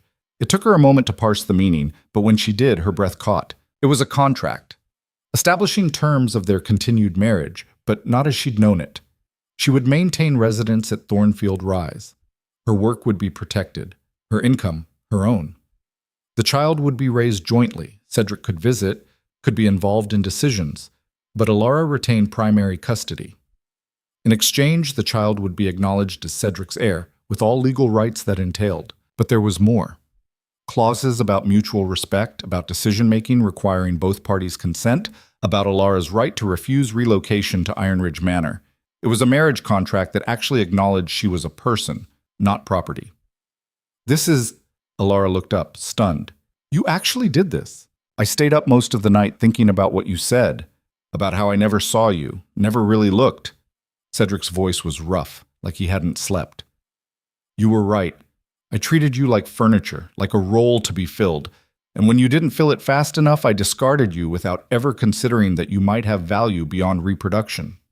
Helena made a small sound, surprise or disapproval. Alara couldn't tell. "I can't promise I'll be good at this," Cedric continued. "Partnership, equality, these aren't things I was raised to value in a marriage, but I'm willing to try, if you are." Alara read the contract again, looking for traps, for hidden clauses that would undermine everything, but it seemed genuine. More than that, it seemed fair. "Why?" she asked. "Why agree to this?" Cedric was quiet for a moment. "Because losing you was the first thing that ever truly cost me something, and I want to understand why. I want to understand you, not own you, not control you, just know you, as you actually are." It wasn't a declaration of love. It wasn't even particularly romantic, but it was honest, and it was more than he'd ever given her before. Alara looked at her mother, who was staring at the contract like it was written in a foreign language. "What do you think?" "I think," Helena said slowly, "that this is very unusual." "That's not an answer." "I think—" Helena met Alara's eyes. "I think if this is what you want, and it's in writing, then it's better than anything I ever managed to negotiate for myself." It was as close to approval as her mother could probably give. Alara turned to Margot, who'd been silently observing from the doorway. "Your opinion?" Margot came forward, held out her hand for the contract. She read it thoroughly, lips moving slightly as she parsed the legal language. Finally, she looked up. "It's solid, legally binding. If he violates these terms, you can dissolve the marriage and retain custody." She handed it back. "Whether you should sign it is a different question." "What would you do?" Alara asked. "I'd never have married in the first place, so I'm not a reliable guide. But if I were you, if I had a child coming and wanted that child to have options, access, legitimacy without sacrificing my own autonomy, I'd consider it seriously." Margot paused. "The question isn't whether the contract is fair. It is. The question is whether you trust him to honor it when it becomes inconvenient." Alara looked at Cedric. He stood very still, waiting for her judgment, and she realized this was the most vulnerable she'd ever seen him. Not because he was asking for something. He'd asked for things before, demanded them, but because he was offering something. Control, partnership, the possibility of actual equality. Could she trust it? Could she trust him? Maybe not completely, But the contract gave her legal recourse if he failed, and more importantly, it gave her something she'd never had in their marriage, documented proof of her rights. "I want one addition," Alara said. "Name it. If the marriage becomes untenable, if we genuinely can't make this work, either party can dissolve it without penalty. No fighting for custody, no battles over property. We separate civilly and co-parent the child." Cedric's jaw tightened. "You want an escape clause?" "I want a mutual escape clause." "You get one too. If you decide this experiment in equality is too difficult, you can leave without being trapped." He considered this, then nodded slowly. "Fair enough. I'll have it added." Alara took a pen from Margot's desk, made a note in the margin of the contract. "Initial this." "Agreeing to the amendment." Cedric initialed. Alara did the same. And just like that, she'd rewritten the terms of her marriage. Helena looked like she might faint. "This is highly irregular." "Yes," Alara agreed. "It is. People will talk. Society already thinks I'm ruined. This changes nothing." Alara folded the contract carefully. "I'll have my own solicitor review this before I sign the final version. But in principle, I accept." Cedric let out a breath she hadn't realized he'd been holding. "Thank you." "Don't thank me, just honor the agreement." "I will." He hesitated, then added, "May I ask you something?" "You can ask." "When is the baby due?" "Late spring. April, the doctor thinks." "And you're well? The pregnancy is progressing normally?" It was the first time he'd asked about her health rather than the baby's status. The first time he'd treated her as a person experiencing pregnancy rather than a vessel containing his heir. "I'm well," Alara said, and found she meant it. "Tired, occasionally sick, but well." Cedric nodded. "I'd like to be involved. Not immediately. I understand you need space, but as things progress, if that's acceptable. We'll discuss it, in writing, with clear boundaries." "Of course." He left shortly after, promising to send the amended contract within a week. The room felt larger without him in it, less charged. Alara sank into a chair, suddenly exhausted despite the early hour. Helena was staring at her like she'd grown a second head. "You just negotiated your own marriage contract." "Yes." "Women don't do that." "This woman did." "But—" Helena struggled for words. "What if it doesn't work? What if he changes his mind, becomes cruel, decides he wants power back?" "Then I leave. I have it in writing that I can." Alara met her mother's eyes. "I know this terrifies you. I know it's nothing like what you would have done, but it's what I need. The ability to choose. Even if the choice is hard, even if it's uncertain, I need to choose it." Helena was quiet for a long time. Finally she said, "Your father would have been proud of you. He always said you were braver than either of us." Alara's throat tightened. She barely remembered her father. He'd died when she was so young. But the idea that he might have understood, might have approved, meant more than she expected. "I should get ready to leave," Helena said, standing. "My coach will be here soon." "Stay longer, a few more days. Let me show you what I do here." Helena hesitated, then shook her head. "I don't think I can watch you build this life that's so different from mine. It makes me feel like I failed. Like all my sacrifices were for nothing." "They weren't for nothing. They kept us alive. That mattered." "But you're choosing something else now." "Yes. Because you kept me alive long enough to have choices." Alara stood, crossed to her mother. "Thank you for that. Even if we don't understand each other, even if we can't agree on how to live, thank you for keeping me alive." Helena embraced her again, and this time Alara hugged back. They stood like that for a moment. Two women from different generations, shaped by different worlds, trying to find connection across the gap. When Helena's coach arrived, Alara walked her out. The morning was bitter cold, frost coating everything. Her mother climbed into the coach, then leaned out the window. "Write to me," she said. "When the baby comes, I want to know." "I will." "And Alara, be careful. Contracts are just paper. They can be broken." "I know, but they're better than nothing." The coach pulled away. Alara watched until it disappeared, then turned back to Thornfield Rise. Margot was standing in the doorway, wrapped in a shawl. "Hell of a morning," Margot observed. "Hell of a life." "You gonna be all right?" Alara considered the question honestly. Was she all right? She'd just bound herself back to a marriage she'd fled, but on radically different terms. She was pregnant, unemployed before Margot had hired her, estranged from her mother in all the ways that mattered. She was building a life from scraps and stubbornness, with no guarantee any of it would work. But she was choosing it. Every piece, that had to count for something. "Ask me again in 6 months," she said. Margot grinned. "Fair enough. Come on, we've got manuscripts waiting. Turns out the dead are much more patient than the living." They went inside together, back to the restoration studio, back to the careful work of preserving what could be saved. And Alara felt the baby move again, that small flutter, that reminder of consequence and choice. Whatever came next, she'd face it, on her own terms, with her eyes open and her boundaries clear. She'd rewritten the contract of her life. Now she just had to live it. The amended contract arrived 6 days later, delivered by a nervous courier who looked relieved to hand it over and leave immediately. Alara read it 3 times, checking every clause, every addendum, making sure nothing had shifted in translation from their conversation to legal language. It was exactly as they'd agreed. Cedric had honored his word, at least on paper. She signed it in the restoration studio, Margot witnessing, her signature more decisive than it had been on the original marriage certificate 3 years ago. That signature had been hesitant, dutiful. This one was a claim, a choice. "How do you feel?" Margot asked, blotting the ink. "Like I just agreed to something either very smart or catastrophically stupid." Alara set down the pen, flexed her cramped fingers. "Time will tell which. Time tells everything eventually. Doesn't mean we have to like what it says."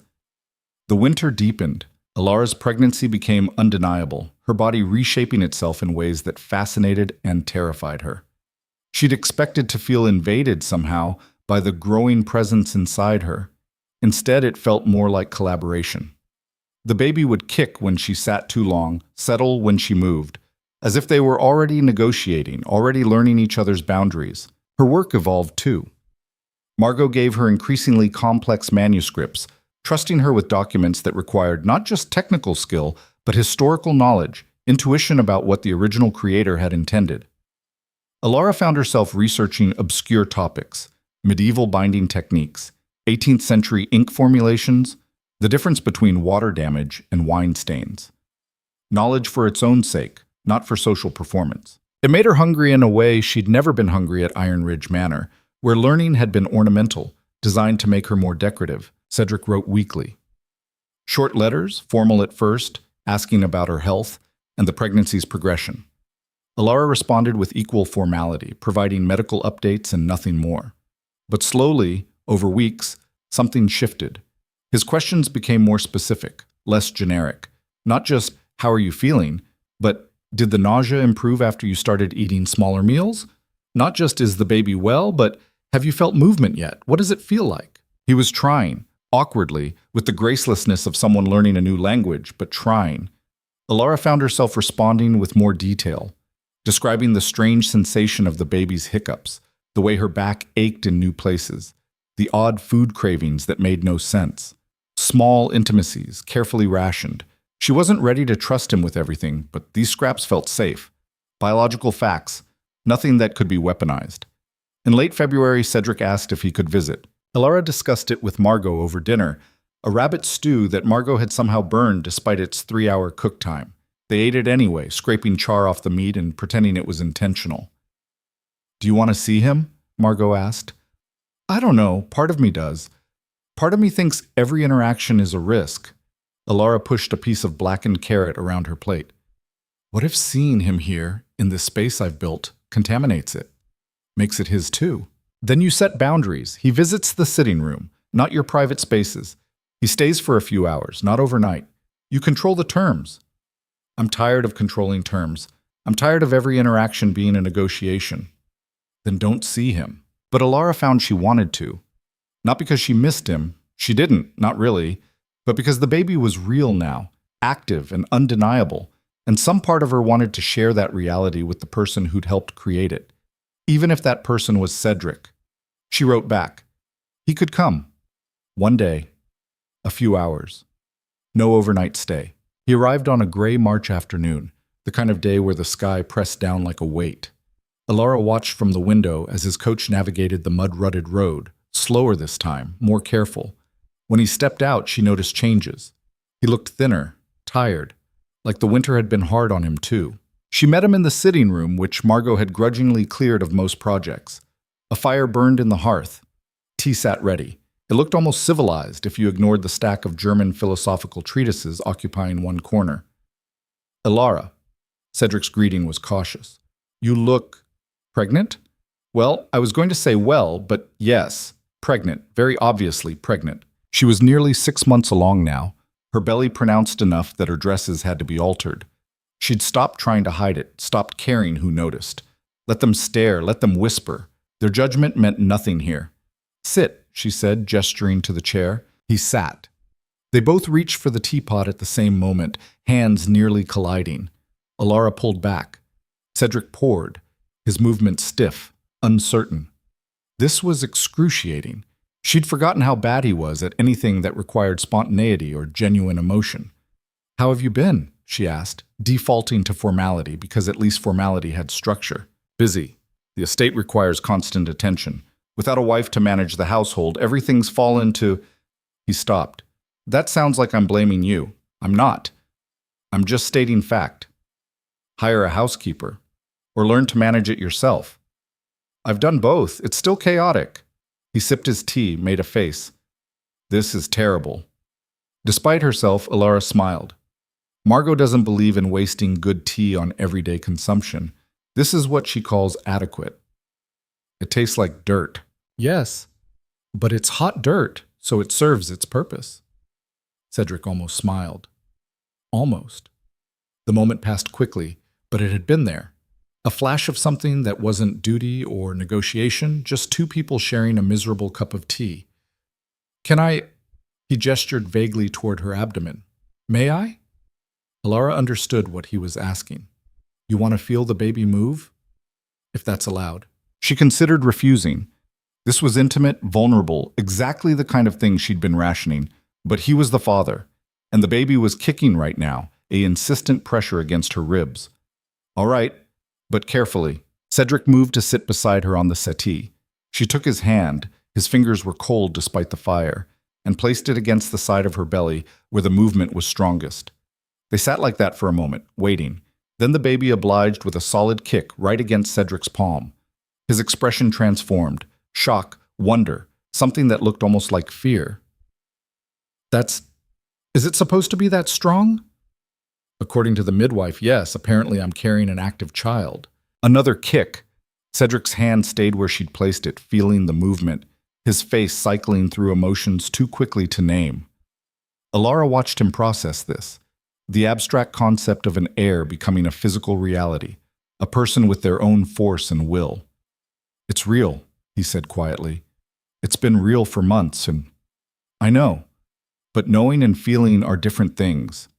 He looked at her, really looked, with more attention than he'd given her in their entire marriage. "I'm sorry." "For what?" "For not asking this before. For not caring about what it felt like for you, carrying this child. For treating the pregnancy as a status update rather than an experience you were living through." His hand was still on her belly, feeling the baby's movements. "I'm sorry for all of it, Elara. The marriage, the dismissal, the years of not seeing you. I can't undo any of it, but I'm sorry." It was the most honest thing he'd ever said to her, and it broke something loose in her chest. Not forgiveness exactly, but something adjacent. The possibility that people could learn, could grow, even when they started from profound ignorance. "Thank you," she said, "for saying that. Does it change anything?" "I don't know yet." They sat for a while longer, his hand on her belly, the baby moving between them like a mediator. Eventually Margot appeared in the doorway, assessing the scene with her usual sharp awareness. "Lord Hale, staying for dinner, or are you smart enough to leave before you have to eat my cooking?" Cedric pulled his hand back, properly embarrassed. "I should leave. I've imposed enough." "You're not wrong," Margot agreed cheerfully. "But you're welcome to impose a bit longer if Elara doesn't mind." Elara found she didn't mind. "Stay." But Margot's warning is genuine. Her cooking is experimental at best. "I can handle experimental." Dinner was burned fish and overcooked vegetables and bread that Margot had bought from the village, which was the only edible component. They ate at the cluttered table, navigating around books and papers. The conversation stilted but less painful than Alara had expected. Cedric asked about her work.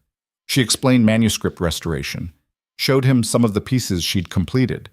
He seemed genuinely interested, asked intelligent questions, didn't condescend.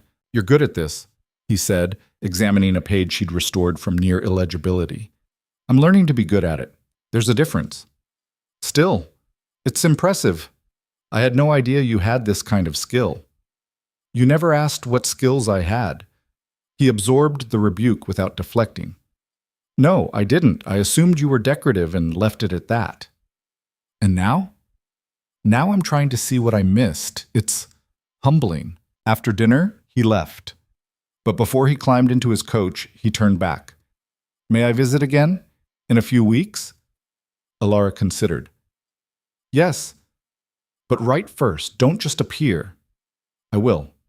"And Alara, thank you for letting me be part of this." She watched him leave, the coach disappearing into the dusk. Margot joined her at the window. "He's trying," Margot observed. "Yes. Do you believe it?" "I'm trying to. Belief is harder than I expected." The visits continued. Every 2 or 3 weeks, Cedric would write, asking if he could come. Alara always said yes, though she couldn't fully articulate why. Maybe because the baby deserved a father who tried, even if he was learning how to try midstream.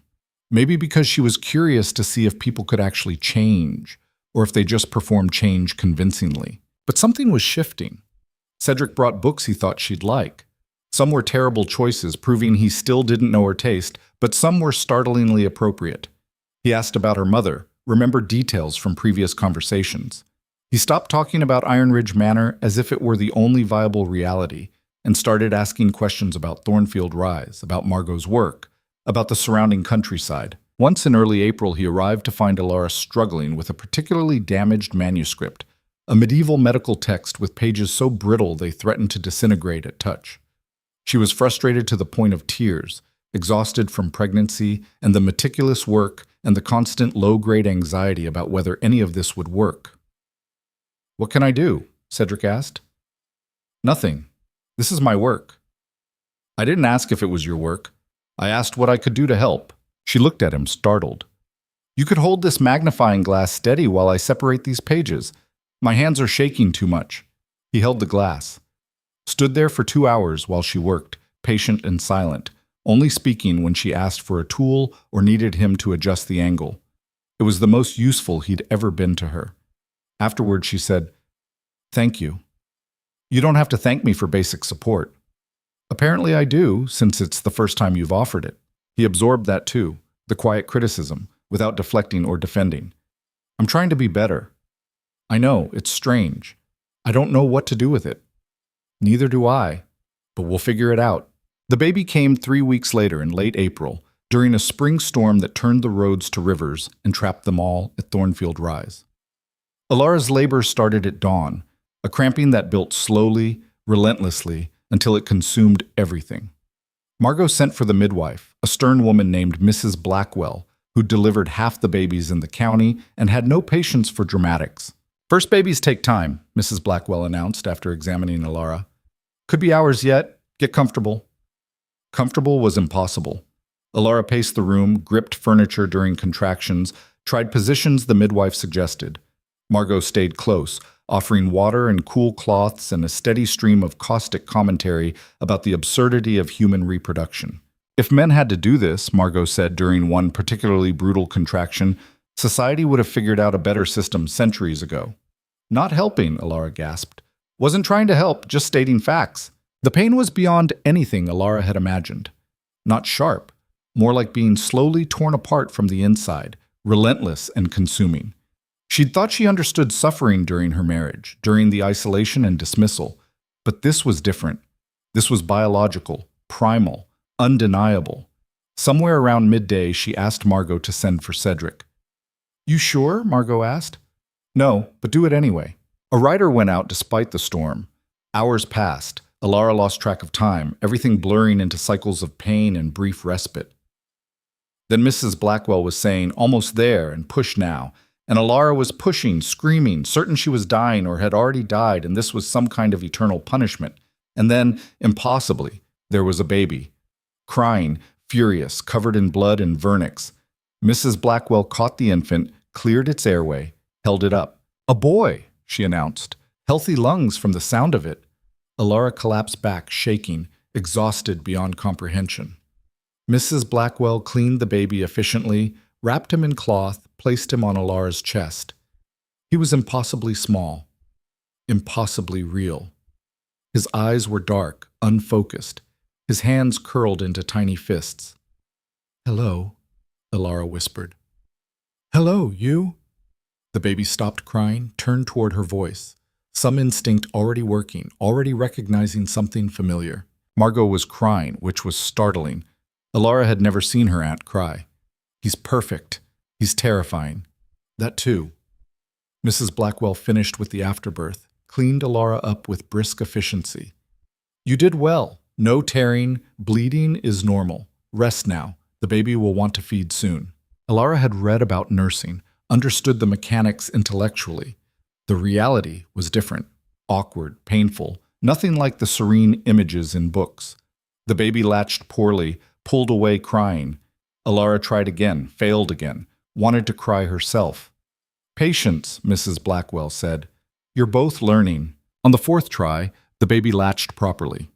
The sensation was strange, almost painful, but not quite. Alara looked down at this tiny person drawing sustenance from her body and felt a rush of emotion so intense it bordered on terror. This was hers. Completely, utterly hers. To protect, to raise, to inevitably fail in 1,000 ways. Cedric arrived 2 hours later, soaked from the storm, wild-eyed. He took the stairs 2 at a time, burst into the room without knocking, then stopped. Alara was sitting up in bed, the baby asleep against her chest.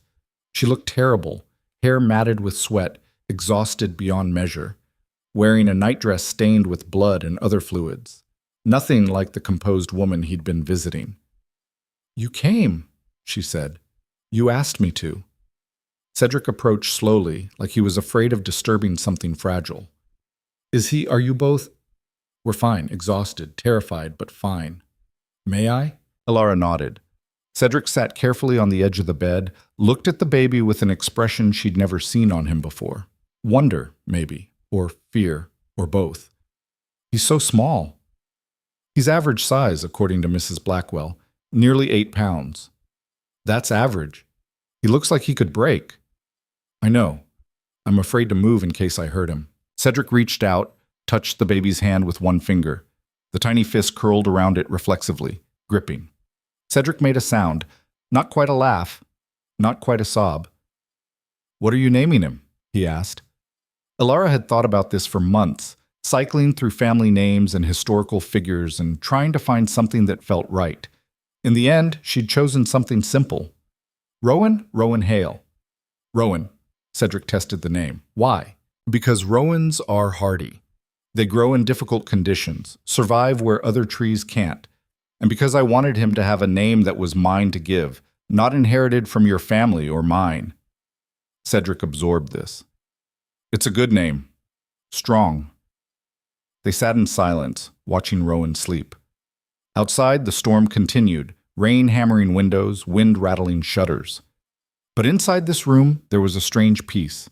Fragile, temporary, but real. "I want to be a good father," Cedric said quietly. "I don't know how. Mine wasn't particularly. But I want to try.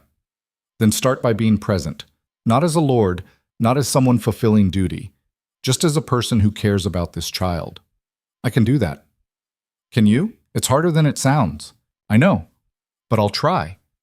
He looked at her, this exhausted woman who'd just survived childbirth, who was holding his son, who'd rebuilt her entire life from nothing. "You're extraordinary. I was a fool not to see it before." Alara was too tired for complex emotions. "You were a product of your raising. So was I. We're both trying to be better than that now." "Are we succeeding?" "Ask me in 20 years. Cedric stayed until Rowan woke hungry again, then left to give them privacy. But before he went, he stopped at the door. "I meant what I said in the contract, about partnership, about equality. I know I've failed at it so far, but I'm going to keep trying, for both of you. Good, because the moment you stop trying, this arrangement ends. I understand. After he left, Margot returned carrying soup and bread. Eat, you need strength. Elora ate mechanically, one-handed, Rowan cradled in her other arm. The soup was actually edible. Margot must have begged it from someone in the village rather than attempting to cook. You did well, Margot said, both with the birth and with Cedric. I didn't do anything with Cedric except survive his presence. Exactly. You didn't crumble, didn't soften your boundaries, didn't let him take control just because you were vulnerable. That's victory. Margot sat beside the bed. He's changing, you know. Slowly, awkwardly, but changing. Do you believe it? I believe he's trying. Whether the trying sticks, that's the real question. But you've created conditions where he has to try. That's more than most women ever get. Elora looked at Rowan, this tiny person who'd already changed everything. I want him to grow up seeing what partnership actually looks like. Not performance. Not duty. Real collaboration between equals. Then you'll have to model it, both of you. Can two people who started wrong ever get it right? Margot smiled. Some of the best restorations I've ever done started with complete disasters. Pages burned beyond recognition, text obliterated by water. But with patience and the right techniques, you can recover something valuable, sometimes better than the original, because the restoration adds new strength.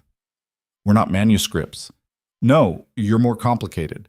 But the principle holds, damage isn't permanent if you're willing to do the work. Over the following weeks, a rhythm established itself.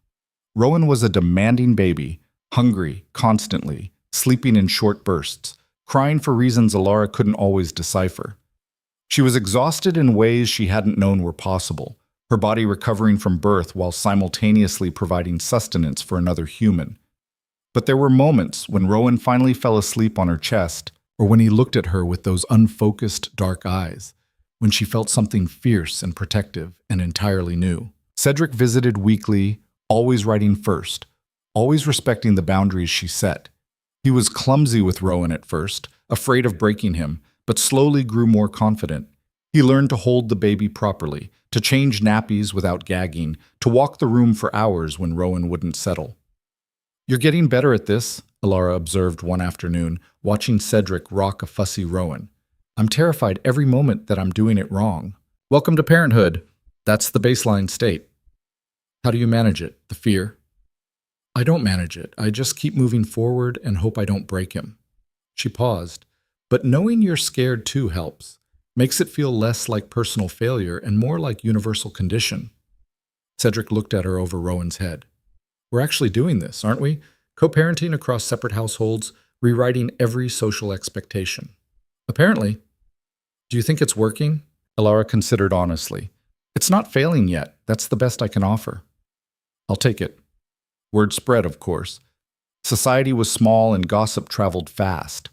By early summer, everyone knew that Lady Elora Hale had given birth at her aunt's estate, that Lord Hale visited regularly, that their marriage continued under highly irregular terms. The scandal was delicious.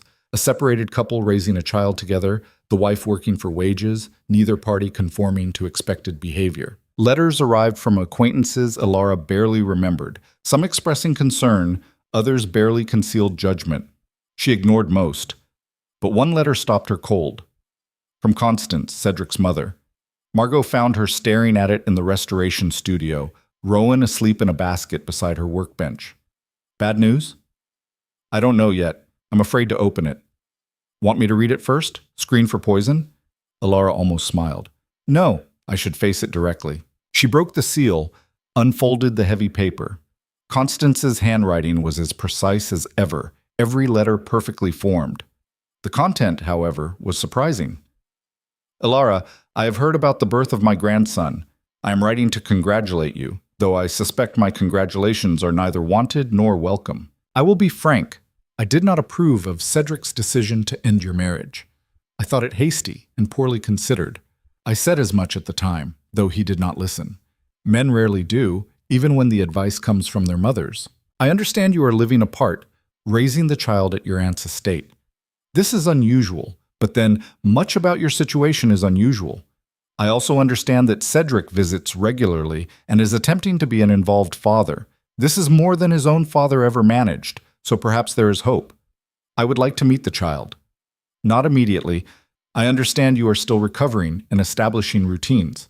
But when you feel ready, I would appreciate the opportunity to know my grandson. I am not asking for forgiveness or reconciliation. I am simply asking for a chance to be part of his life, on whatever terms you set. Regards, Lady Constance Hale. Alara read it twice, looking for hidden barbs or conditions. But it seemed genuine, stiff, formal, but genuine. She wants to meet Rowan, Alara told Margot. Do you want her to meet him? I don't know. She was cruel when I lived at Iron Ridge Manor. Not overtly, but in small ways. Constant assessment, constant judgment. People can change. Look at Cedric. Cedric is trying because I gave him no other option. Constance has no such pressure. Then make it a condition. She can meet Rowan, but only if she respects your boundaries and doesn't criticize your choices. Put it in writing if you have to. Alara considered this. I'm tired of everything being a negotiation. Then don't negotiate. Just tell her the terms and let her decide. That evening, Alara drafted a response. Yes, Constance could meet Rowan, but visits would be at Thornfield Rise on Alara's schedule. There would be no comments about the living arrangements, no suggestions about Alara's parenting, no criticism of her continued work. If Constance wanted a relationship with her grandson, it would be on Alara's terms. She posted it before she could reconsider. The response came within days. Constance agreed to all terms. She would visit in 2 weeks, if that was acceptable. When Constance arrived, Alara barely recognized her. Not physically, she still carried herself with that aristocratic precision, but something in her expression had softened, or maybe Alara had changed enough that she saw differently now. Thank you for allowing this, Constance said, settling into the sitting room. I'm allowing it for Rowan's sake, not yours. I understand. Constance accepted tea from Margot without comment about its terrible quality. May I see him? Alara brought Rowan out. He was awake, alert, 3 months old now and starting to show personality. Constance's expression transformed when she saw him. Not quite the wonder Cedric had shown, but something close. Recognition, maybe. The continuation of family that she'd spent so long trying to secure. He has Cedric's eyes, Constance said quietly. And my stubbornness, according to the midwife. Then he's doomed to a difficult life. Stubbornness paired with aristocratic expectations. That's a war waiting to happen. It was the most honest thing Constance had ever said in Alara's presence. You didn't fight that war yourself. I fought it, lost it, learned to work within the constraints. Constance looked up from Rowan. But you didn't. You refused the constraints entirely. Built something new. I didn't think it was possible. It barely is. But you're succeeding. Against considerable odds, you're succeeding. Constance paused. I was wrong about you. I thought you were weak because you were quiet. I confused silence with submission. To be fair, I was submissive. For years, I just learned to stop. What changed? Alara thought about this. I ran out of space to shrink. Either I had to expand or disappear entirely, and I wasn't ready to disappear. Constance nodded slowly. I spent my whole life shrinking, making myself fit into smaller and smaller spaces. Watching you refuse to do the same, it's extraordinary. Infuriating, but extraordinary. You could still expand, it's not too late. For me, it is. I'm too old, too settled in my patterns, but Rowan, she looked at the baby again. He could grow up differently, not trapped by the same expectations. That's the plan. The visit was shorter than Alara expected, Constance leaving after an hour, but as she prepared to go, she turned back. I meant what I said in my letter. I want to be part of his life, on your terms. I know I can't undo the past, can't make up for the ways I failed you, but I can try to be better going forward. Then try, Alara said. But know that the moment you revert to criticism or control, these visits end. Understood. After Constance left, Margot appeared with 2 glasses of wine. Actual good wine, not the cheap stuff they usually drank. What are we celebrating? Alara asked. You've rewritten the entire power structure of an aristocratic family, forced multiple people to acknowledge your autonomy, and successfully established yourself as someone who can't be dismissed. That's worth celebrating. Alara sipped the wine, felt the warmth spread through her chest. It doesn't feel like victory. It feels like constant vigilance. That's because it is. Vigilance is the price of autonomy. The moment you stop defending your boundaries, people start testing them. That sounds exhausting. It is. But the alternative, living small, accepting diminishment, that's exhausting too. At least this exhaustion has purpose. Alara looked at Rowan, asleep now in his basket. I want him to grow up not having to fight so hard for basic respect. Then you have to model it. Show him what it looks like to stand your ground, to require fair treatment, to walk away from arrangements that diminish you. Margot raised her glass. You're already doing that. Keep going. They drank to that, to persistence, to boundaries held, to small victories accumulating into something larger. That night, after Rowan's last feeding, Alara sat in the restoration studio and looked at the manuscripts she'd completed. Dozens of them now, each one saved from oblivion through patient, meticulous work. Preservation wasn't glamorous. It was slow, often invisible, easily overlooked. But without it, knowledge disappeared. History erased itself. She thought about her own history, the marriage that had failed, the life she'd rebuilt, the child sleeping upstairs who represented both consequence and possibility. All of it preserved through her refusal to disappear, her insistence on being seen. Cedric had changed because she'd required it. Constance was trying because Alara had made trying the only path to access. Even her mother, in her limited way, was beginning to understand that Alara's choices weren't rebellion. They were survival. The power hadn't shifted overnight. There had been no single dramatic moment of reversal. Instead, it had accumulated, conversation by conversation, boundary by boundary, small refusal by small refusal, until the balance tipped. Alara Vance had walked into Thornfield Rise with nothing but determination and a secret pregnancy. 6 months later, she had work that mattered, a child she was raising on her own terms, and a marriage restructured around her requirements rather than her husband's expectations. Not victory exactly, but not defeat either. Something new. Something she'd built herself, protected fiercely, and would defend for as long as necessary. She returned to bed, pulled Rowan's basket close, and fell asleep to the sound of his breathing, steady, strong, alive. Tomorrow would bring new challenges, new negotiations, new tests of the boundaries she'd established. But tonight, she had this: a child sleeping safely, work that fulfilled her, autonomy she'd fought for, and won. It was enough. For now, it was more than enough. Rowan was 8 months old when Cedric asked the question that changed everything. They were in the restoration studio. Alara working on a particularly delicate 16th century atlas, while Rowan played on a blanket nearby, babbling to himself and grasping at wooden blocks Margot had carved. Cedric visited twice weekly now, the schedule so regular that even Rowan recognized his father's arrival with excited arm-waving. "I've been thinking," Cedric said, watching Rowan attempt to stack blocks with more enthusiasm than skill. "About Iron Ridge Manor." Alara's hand stilled on the manuscript. "What about it?" "It's empty, functionally. I'm there, the staff is there, but it's not a home. It's just a building I happen to sleep in." He picked up one of Rowan's dropped blocks, handed it back. "I want to change that." "How?" "By making it more like this." He gestured at Thornfield Rise, the cluttered studio, the books everywhere, the sense of purpose beyond decoration. Not identical, but purposeful. A place where work happens, where learning happens, not just social performance. Alara set down her tools, turned to face him fully. "What are you actually proposing?" Cedric took a breath like he'd been rehearsing this. "I want to establish a library at Iron Ridge Manor. A real one, not just a showpiece. Open to scholars, researchers, anyone doing serious work. I want to commission manuscript restorations, fund preservation projects, create something that matters beyond the estate's profits." "Why?"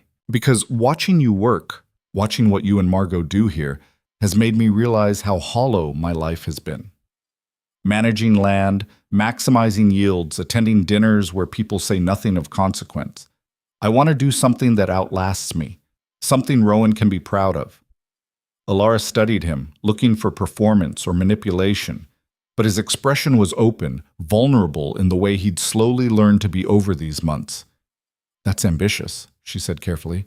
"I know, and I can't do it alone. I don't have the knowledge or the expertise." He paused. "I'm asking if you'd consider being involved. Not running it, you have your work here, but advising, helping design what it could be. You want me to help you build a library. I want us to build it together, as a partnership, the kind we should have had from the beginning." Rowan chose that moment to knock over his entire block tower, laughing at the destruction. Both parents turned to look at him, then back at each other. "I need to think about it," Ilara said. "Of course, take all the time you need." But Ilara found her mind returning to the idea constantly over the following days. A proper library, dedicated to preservation and scholarship. Not a vanity project, but a functioning resource. It was seductive, the possibility of scaling up her work, of creating something that could outlast them all. She discussed it with Margot over dinner, fish that was somehow both undercooked and burned, an achievement even by Margot's standards. "Do you trust him?" Margot asked, pushing aside the inedible portions. "More than I did. Not completely, but more." "That's honest, at least," Margot considered. "The question isn't whether you trust him. It's whether you want to tie your professional reputation to his estate. Because if this library happens and carries your name, you're linked to him permanently. Not just as Rowan's mother, but as a colleague. Is that bad? Depends. Can you work with someone you were married to? Someone who hurt you, even if he's trying to make amends?" Ilara thought about this. "I don't know, but I'm curious to find out." "Curiosity is a decent starting place." Margot started clearing dishes. "Whatever you decide, make sure the terms are clear. In writing. You're good at that now. Don't lose the skill just because he's being agreeable." The next time Cedric visited, Ilara had conditions ready. "I'll advise on the library project," she said without preamble. "But I have requirements." Cedric pulled out a notebook. "Tell me." "First, my involvement is credited. Not as your wife, but as a manuscript restoration specialist in my own right. Second, I have final approval on any preservation methods used. Third, the library employs women. Not just as secretaries or cleaners, as researchers, catalogers, restorers. Fourth, wait." Cedric held up a hand. "Employing women in professional roles will cause problems. The academic establishment won't like it." "I know. That's why it's a requirement." He absorbed this, then smiled, an actual genuine smile.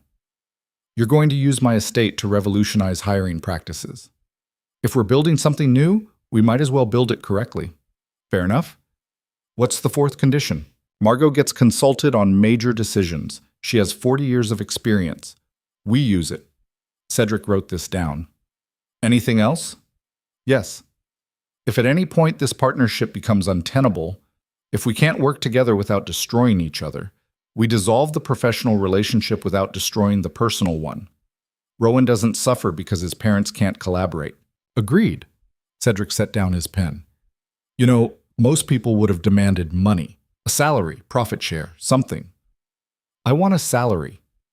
Fair wage for my expertise, but that's baseline, not a condition worth negotiating. You've become formidable. I've always been formidable. You just never noticed." The library project began slowly.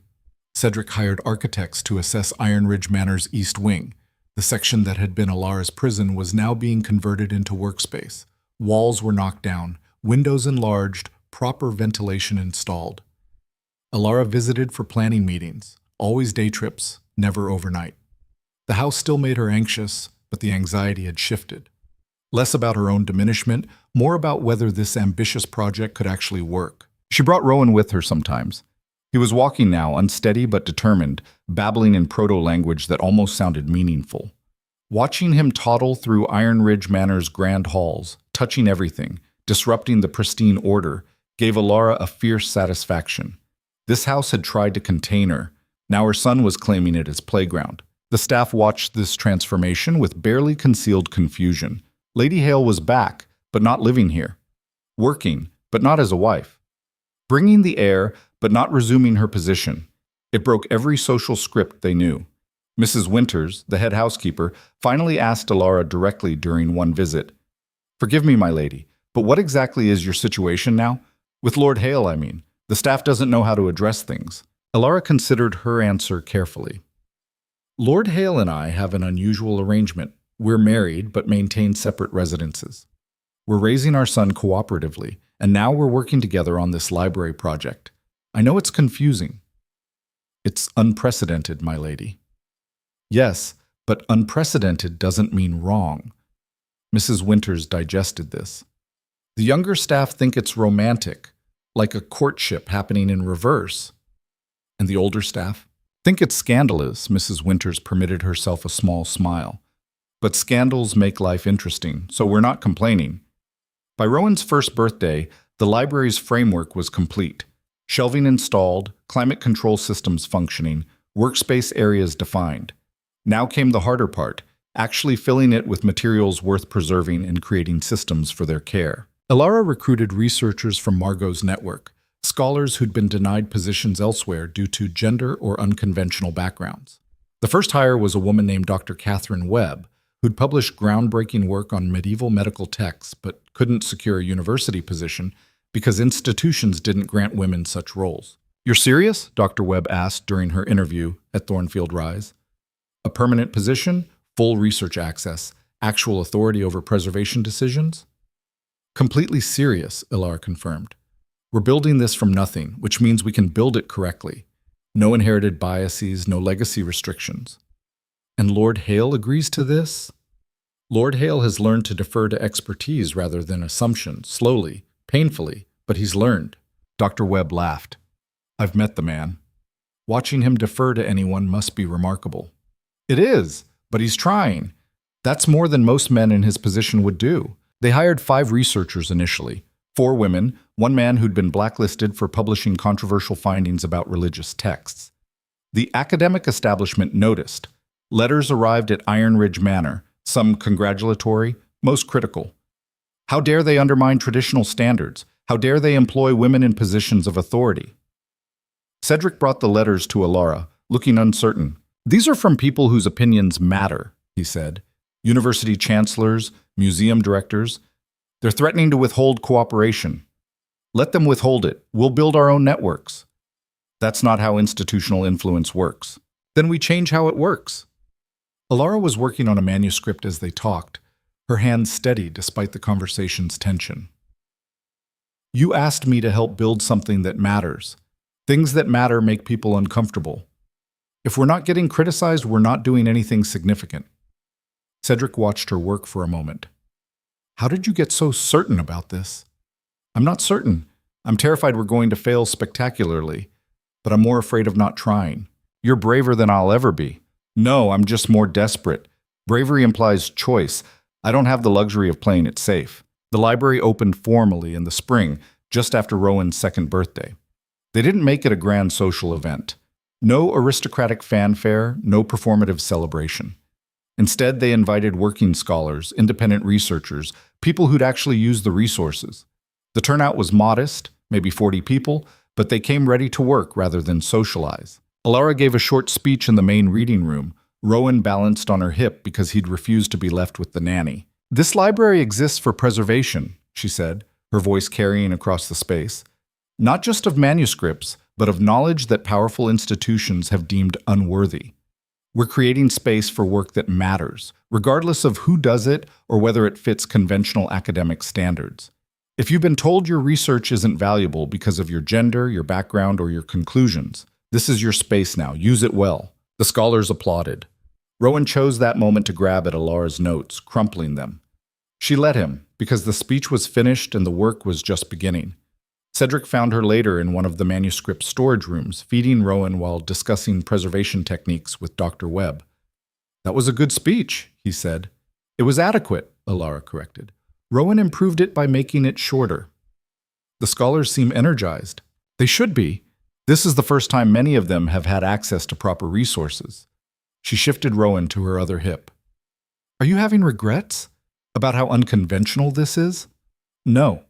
Though my mother asked me yesterday if I'd lost my mind. What did you tell her?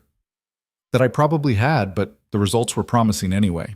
Constance had continued her visits to Thornfield Rise, becoming a surprisingly consistent presence in Rowan's life. She and Alara had developed a wary respect, not quite friendship, but something functional. Constance was teaching Rowan aristocratic manners, while Margot taught him to question authority. And somehow Rowan was integrating both influences without apparent confusion. "Your mother is more adaptable than I expected," Alara said. "She's learning, slowly, like I am." Cedric watched Rowan grab at his mother's hair, giggling when she made an exaggerated expression of pain. "Do you think we're doing this right? The co-parenting, the separate residences, all of it?"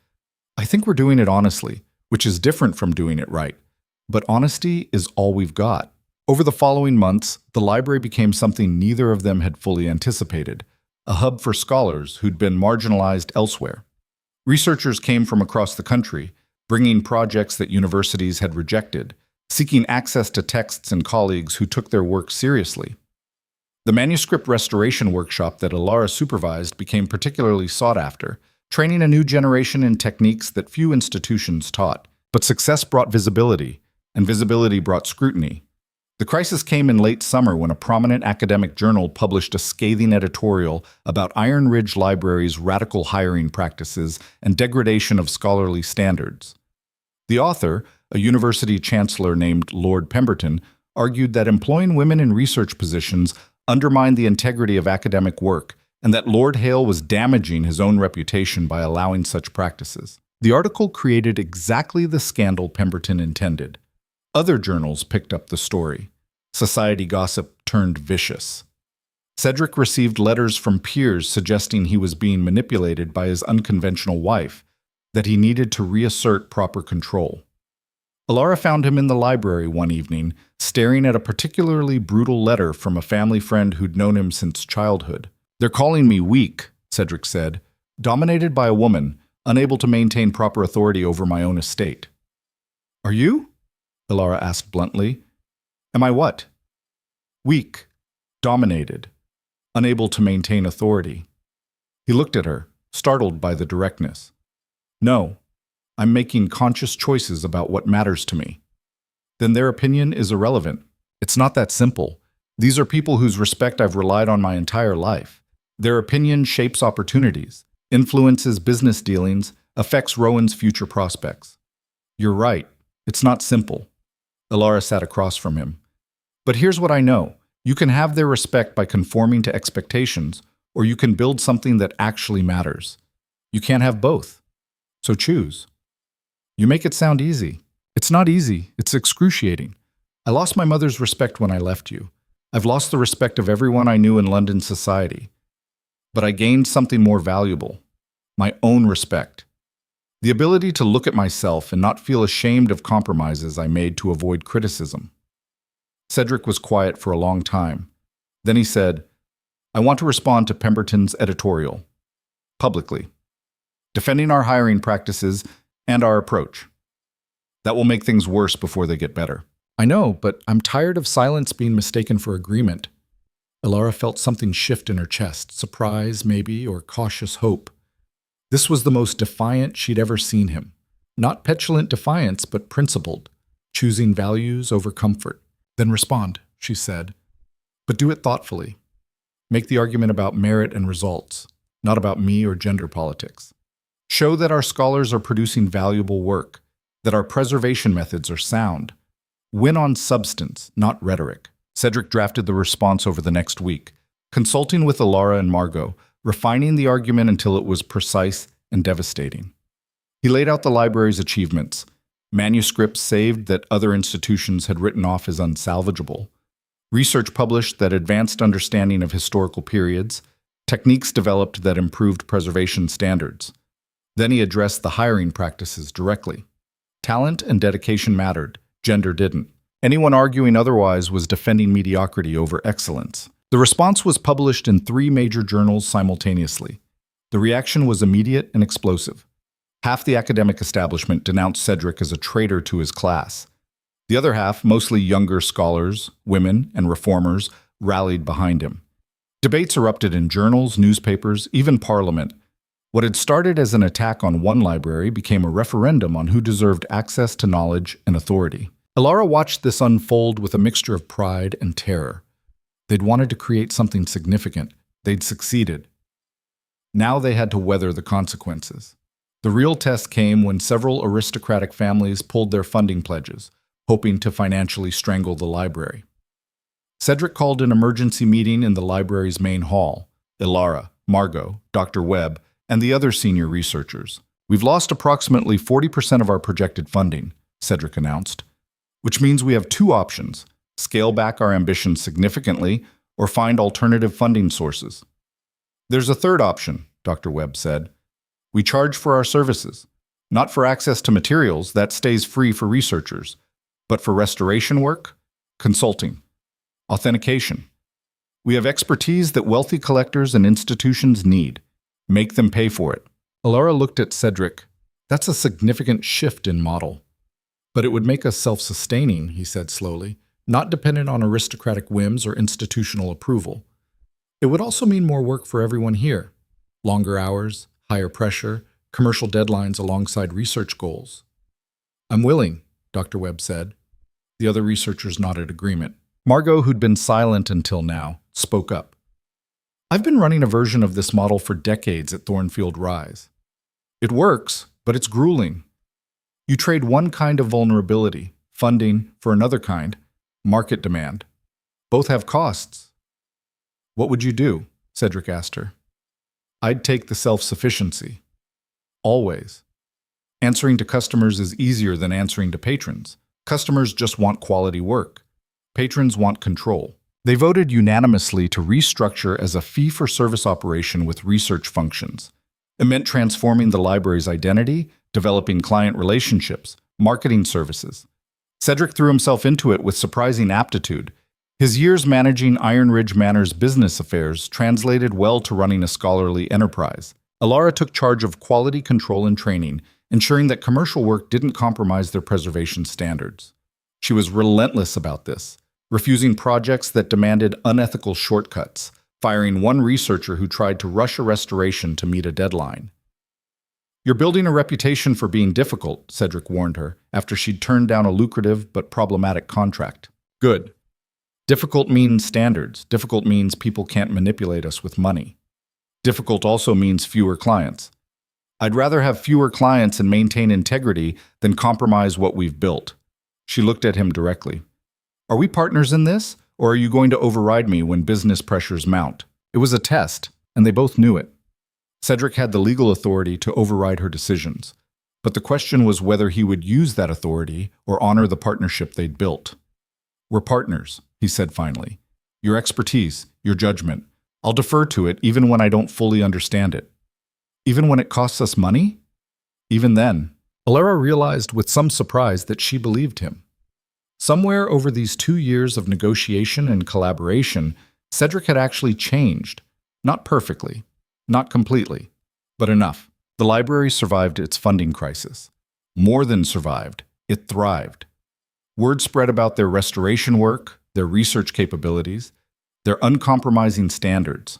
Clients came from across Europe, bringing damaged manuscripts and paying premium rates for quality preservation. The researchers published groundbreaking work.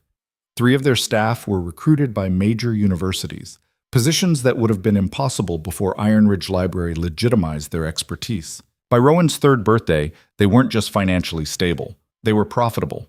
The celebration was small, held at Thornfield Rise, because Margot insisted she wouldn't travel to that monstrosity Cedric calls a manor.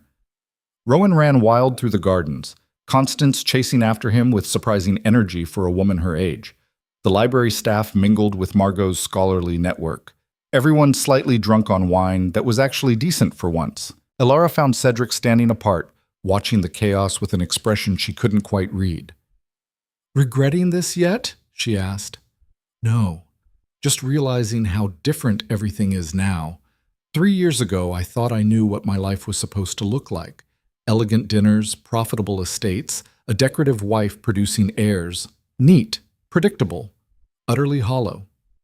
And now? Now I have a library that runs at the edge of financial viability, scholars who argue with me constantly, a son who's being raised by committee, and a wife who lives 4 hours away and terrifies me regularly." He smiled. "It's chaotic and exhausting, and nothing like what I imagined. But it's real. It matters. That's new." You terrify easily, Alara observed. I'm barely trying. That's what's terrifying, the idea of you actually trying. Rowan came barreling over, grass-stained and gleeful, demanding to be picked up. Cedric obliged, swinging him into the air. The boy shrieked with laughter, completely unself-conscious, utterly secure in his father's attention. Alara watched them together and felt something complicated in her chest. Not love. She and Cedric had never had that, probably never would. But something else. Partnership. Respect. The hard-won knowledge that they could build things together despite starting from opposite places. Later that evening, after most guests had left and Rowan had finally crashed from exhaustion, Alara and Cedric sat in Margot's library. The older woman had disappeared to bed, leaving them alone for the first time in months. I've been thinking, Cedric said, about our arrangement. Alara tensed. What about it? It works. Better than I ever imagined.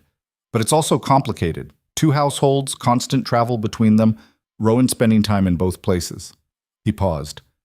I'm not suggesting we change it, just acknowledging that it's difficult.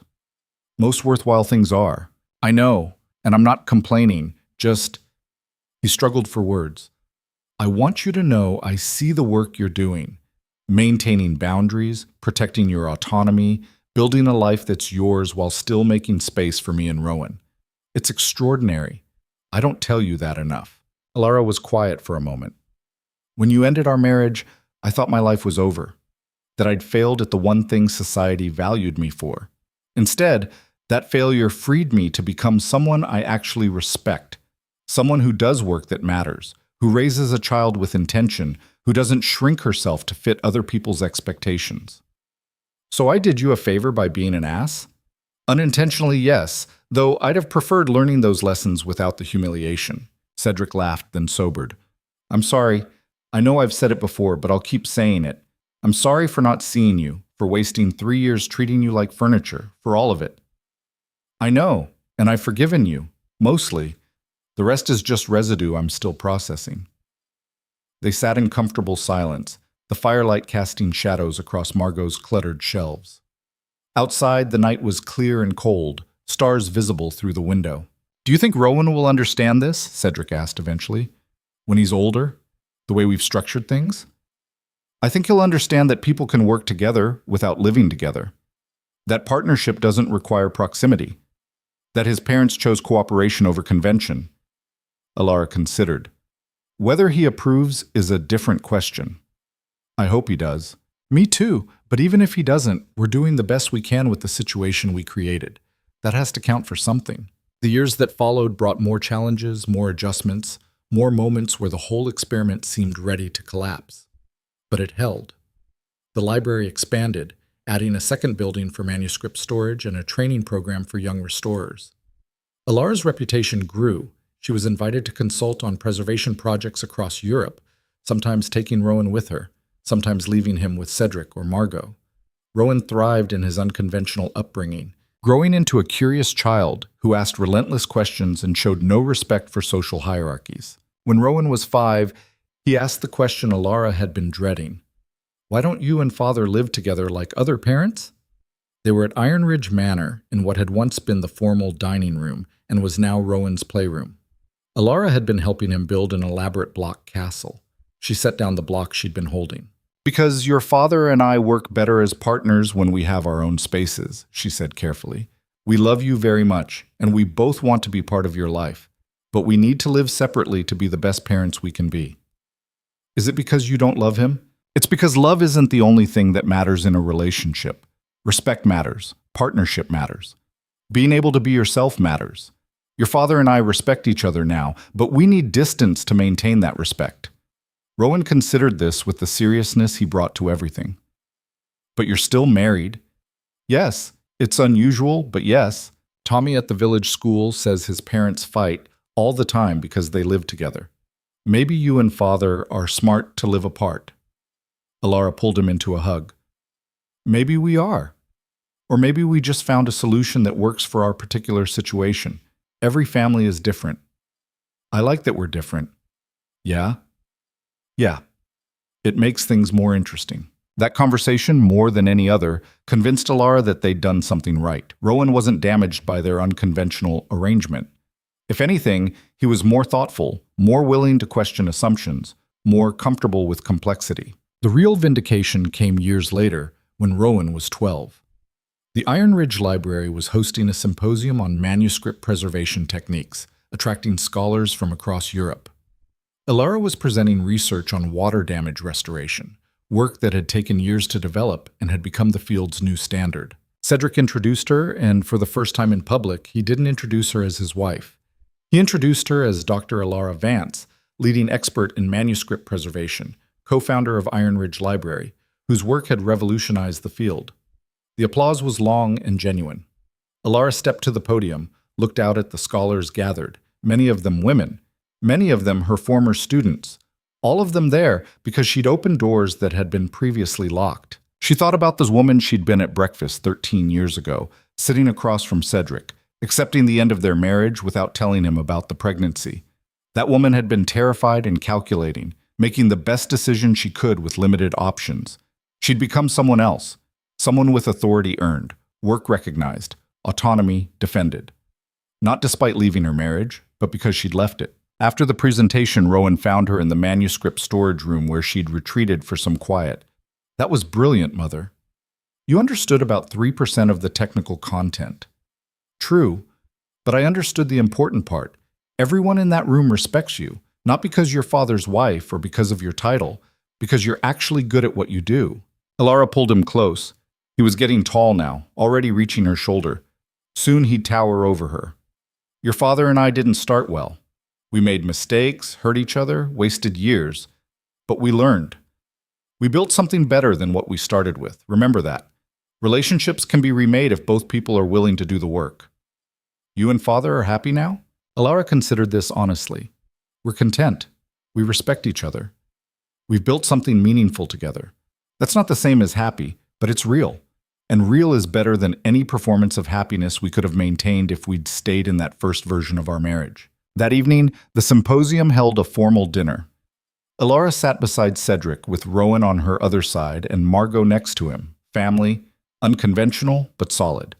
Constance had passed the previous winter, peacefully in her sleep, and Elara still felt the absence.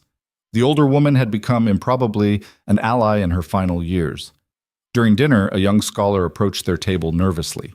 "Dr. Vance, I'm sorry to interrupt, but I wanted to thank you. I read your work 3 years ago when I was considering leaving academia because no institution would hire me. Your research proved that excellent work could come from outside traditional structures. It gave me hope." "Where are you working now?" Elara asked. "Here, actually. I was hired last year to lead the authentication division." "Then thank Dr. Webb, not me. She runs hiring. I have thanked her, but I wanted you to know that your work, not just the technical work, but the work of building this institution, it matters. You changed what's possible." After the scholar left, Cedric said quietly, "You did that, changed what's possible. We did that, together. You did the hard part. I just wrote checks and got out of your way." "Getting out of the way was harder than you think. For you, at least. You had to unlearn a lifetime of assumptions." "Still learning, honestly?" Cedric looked at Rowan, who was explaining something to Margot with wild hand gestures. "But he's growing up in a different world than I did. One where women can have authority, where marriages can be partnerships, where success isn't measured by conformity. That's your doing." Elara shook her head. "That's our doing. You could have fought me on every change. Instead, you learned to support them. That matters more than you know." They sat in comfortable silence, watching the symposium dinner continue around them. Outside the windows, Iron Ridge Manor's grounds were lit by lanterns, the same grounds where Elara had once walked alone and invisible. Now those grounds held a library, a community of scholars, a place where knowledge was preserved and valued regardless of who created it. Margot leaned over. "You're both being insufferably sentimental. Stop it." "It's a milestone evening," Elara defended. "Sentimentality is allowed." "Fine, but keep it contained. I have a reputation for being difficult to maintain." Rowan laughed. "Great Aunt Margot, everyone already knows you're difficult. You've scared 3 visiting scholars this week alone." "Only 3? I'm losing my touch." Later, much later, after the symposium had ended and guests had departed, Elara stood alone in the library's main hall. This space had once been her prison, rooms where she'd been decorative and silent and slowly disappearing. Now it was something else, a place of work and purpose, filled with voices and ideas and the constant activity of preservation. She'd rewritten more than a marriage contract. She'd rewritten what her life could be. Cedric found her there, Rowan already asleep in one of the upstairs bedrooms. "What are you thinking?" he asked. "That we did something impossible, built a partnership from the ruins of a failed marriage, created something that actually works. It's not perfect. No, but it's real. It's ours. And it's given Rowan something neither of us had, an example of what honest collaboration looks like." Cedric moved to stand beside her, both of them looking out at the library they'd built together. "Do you ever regret it? Agreeing to work with me instead of just cutting ties completely?" Alara thought about this honestly. Sometimes, when things are hard, when we're arguing about library policy or parenting decisions or whose turn it is to deal with Rowan's latest scheme. But mostly, no. This is better than anything I imagined that morning when you ended our marriage. I was an idiot, yes. But you learned. That's worth something. They stood together in the quiet library. Two people who'd started as strangers, become spouses, destroyed that relationship, and rebuilt something more honest from the wreckage. It wasn't a fairy tale. There was no dramatic reconciliation, no sweeping romance, no happily ever after in the traditional sense. But there was partnership. Hard-won, carefully maintained, constantly negotiated. There was work that mattered, and a child being raised with intention. There was autonomy preserved and boundaries respected. There was a life Alara had built with her own hands, defended with her own voice, shaped by her own choices. That was worth more than any fairy tale. She turned away from the window, ready to check on Rowan one more time before making the journey back to Thornfield Rise tomorrow. But Cedric stopped her with a question. "Would you ever consider living here, at Iron Ridge Manor? Not as you did before, as an equal, with your work protected, your autonomy intact. A genuine partnership under one roof." Alara looked at him, surprised. "Are you asking me to move back? I'm asking if you'd consider it. Rowan's getting older. Splitting time between households is getting harder for him. And—" he hesitated. "I've gotten used to working with you. I'd like to do more of it." "That's not a romantic proposal." "No, it's a practical one, which seems more honest for us." Alara considered. The idea of returning to Iron Ridge Manor should have terrified her. But this wouldn't be a return. It would be a different arrangement entirely. Her work protected by contract, her authority established, her autonomy non-negotiable. "I'd need my own workspace, separate from yours." "Of course." "And Margot visits regularly. She's not negotiable." "I've learned that, forcefully. And if it doesn't work, if living under the same roof destroys what we've built, we can revert to separate households without destroying the partnership." Escape clause. Always. Alara took a breath. "Then, yes, I'll consider it. We'll try it for 6 months, evaluate honestly, and make adjustments as needed." Cedric smiled, that genuine smile he'd learned to give over these years of slow change. "That's the most romantic thing you've ever said to me. I just proposed a trial period with quantifiable metrics for success. How is that romantic?" "Because it's honest, and honesty is the only romance we've ever had." They made the move 6 months later, after extensive preparation and contract revisions, and numerous conversations with Rowan about what it would mean. Thornfield Rise became Alara's retreat. She kept rooms there, visited regularly, went when she needed distance or quiet. But Iron Ridge Manor became home, transformed beyond recognition from the cold showpiece it had been. The East Wing was all library and manuscript restoration. The West Wing held living quarters, rearranged so Alara's workspace was separate from Cedric's, both of them having independence within shared space. Rowan's rooms were central, accessible to both parents equally. The formal dining room remained playroom. The gardens became study spaces where scholars worked surrounded by growing things. It wasn't perfect. There were still arguments about boundaries and parenting and library policy.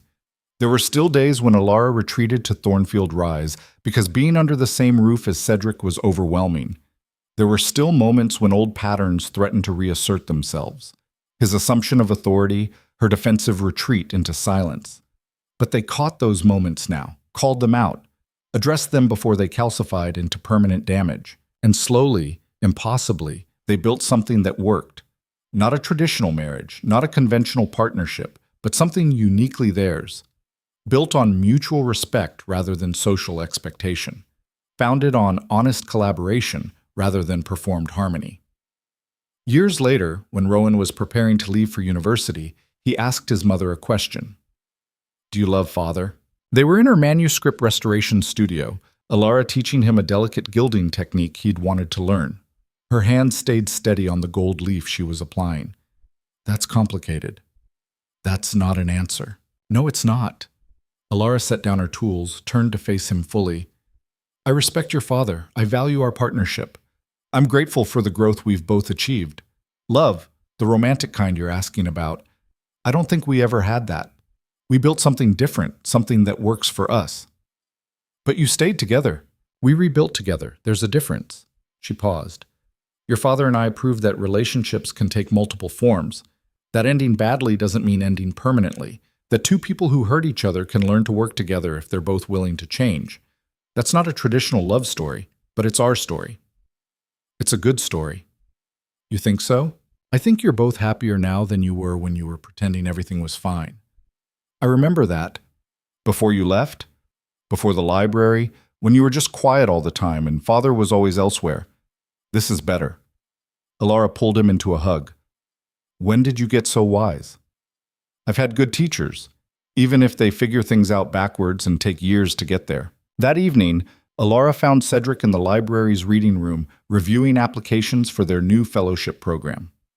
He looked up when she entered. "Rowan asked if I love you," she said without preamble. Cedric set down his papers. "What did you tell him?" "That we built something different than love. Something that works for us." "Do you think that's true?"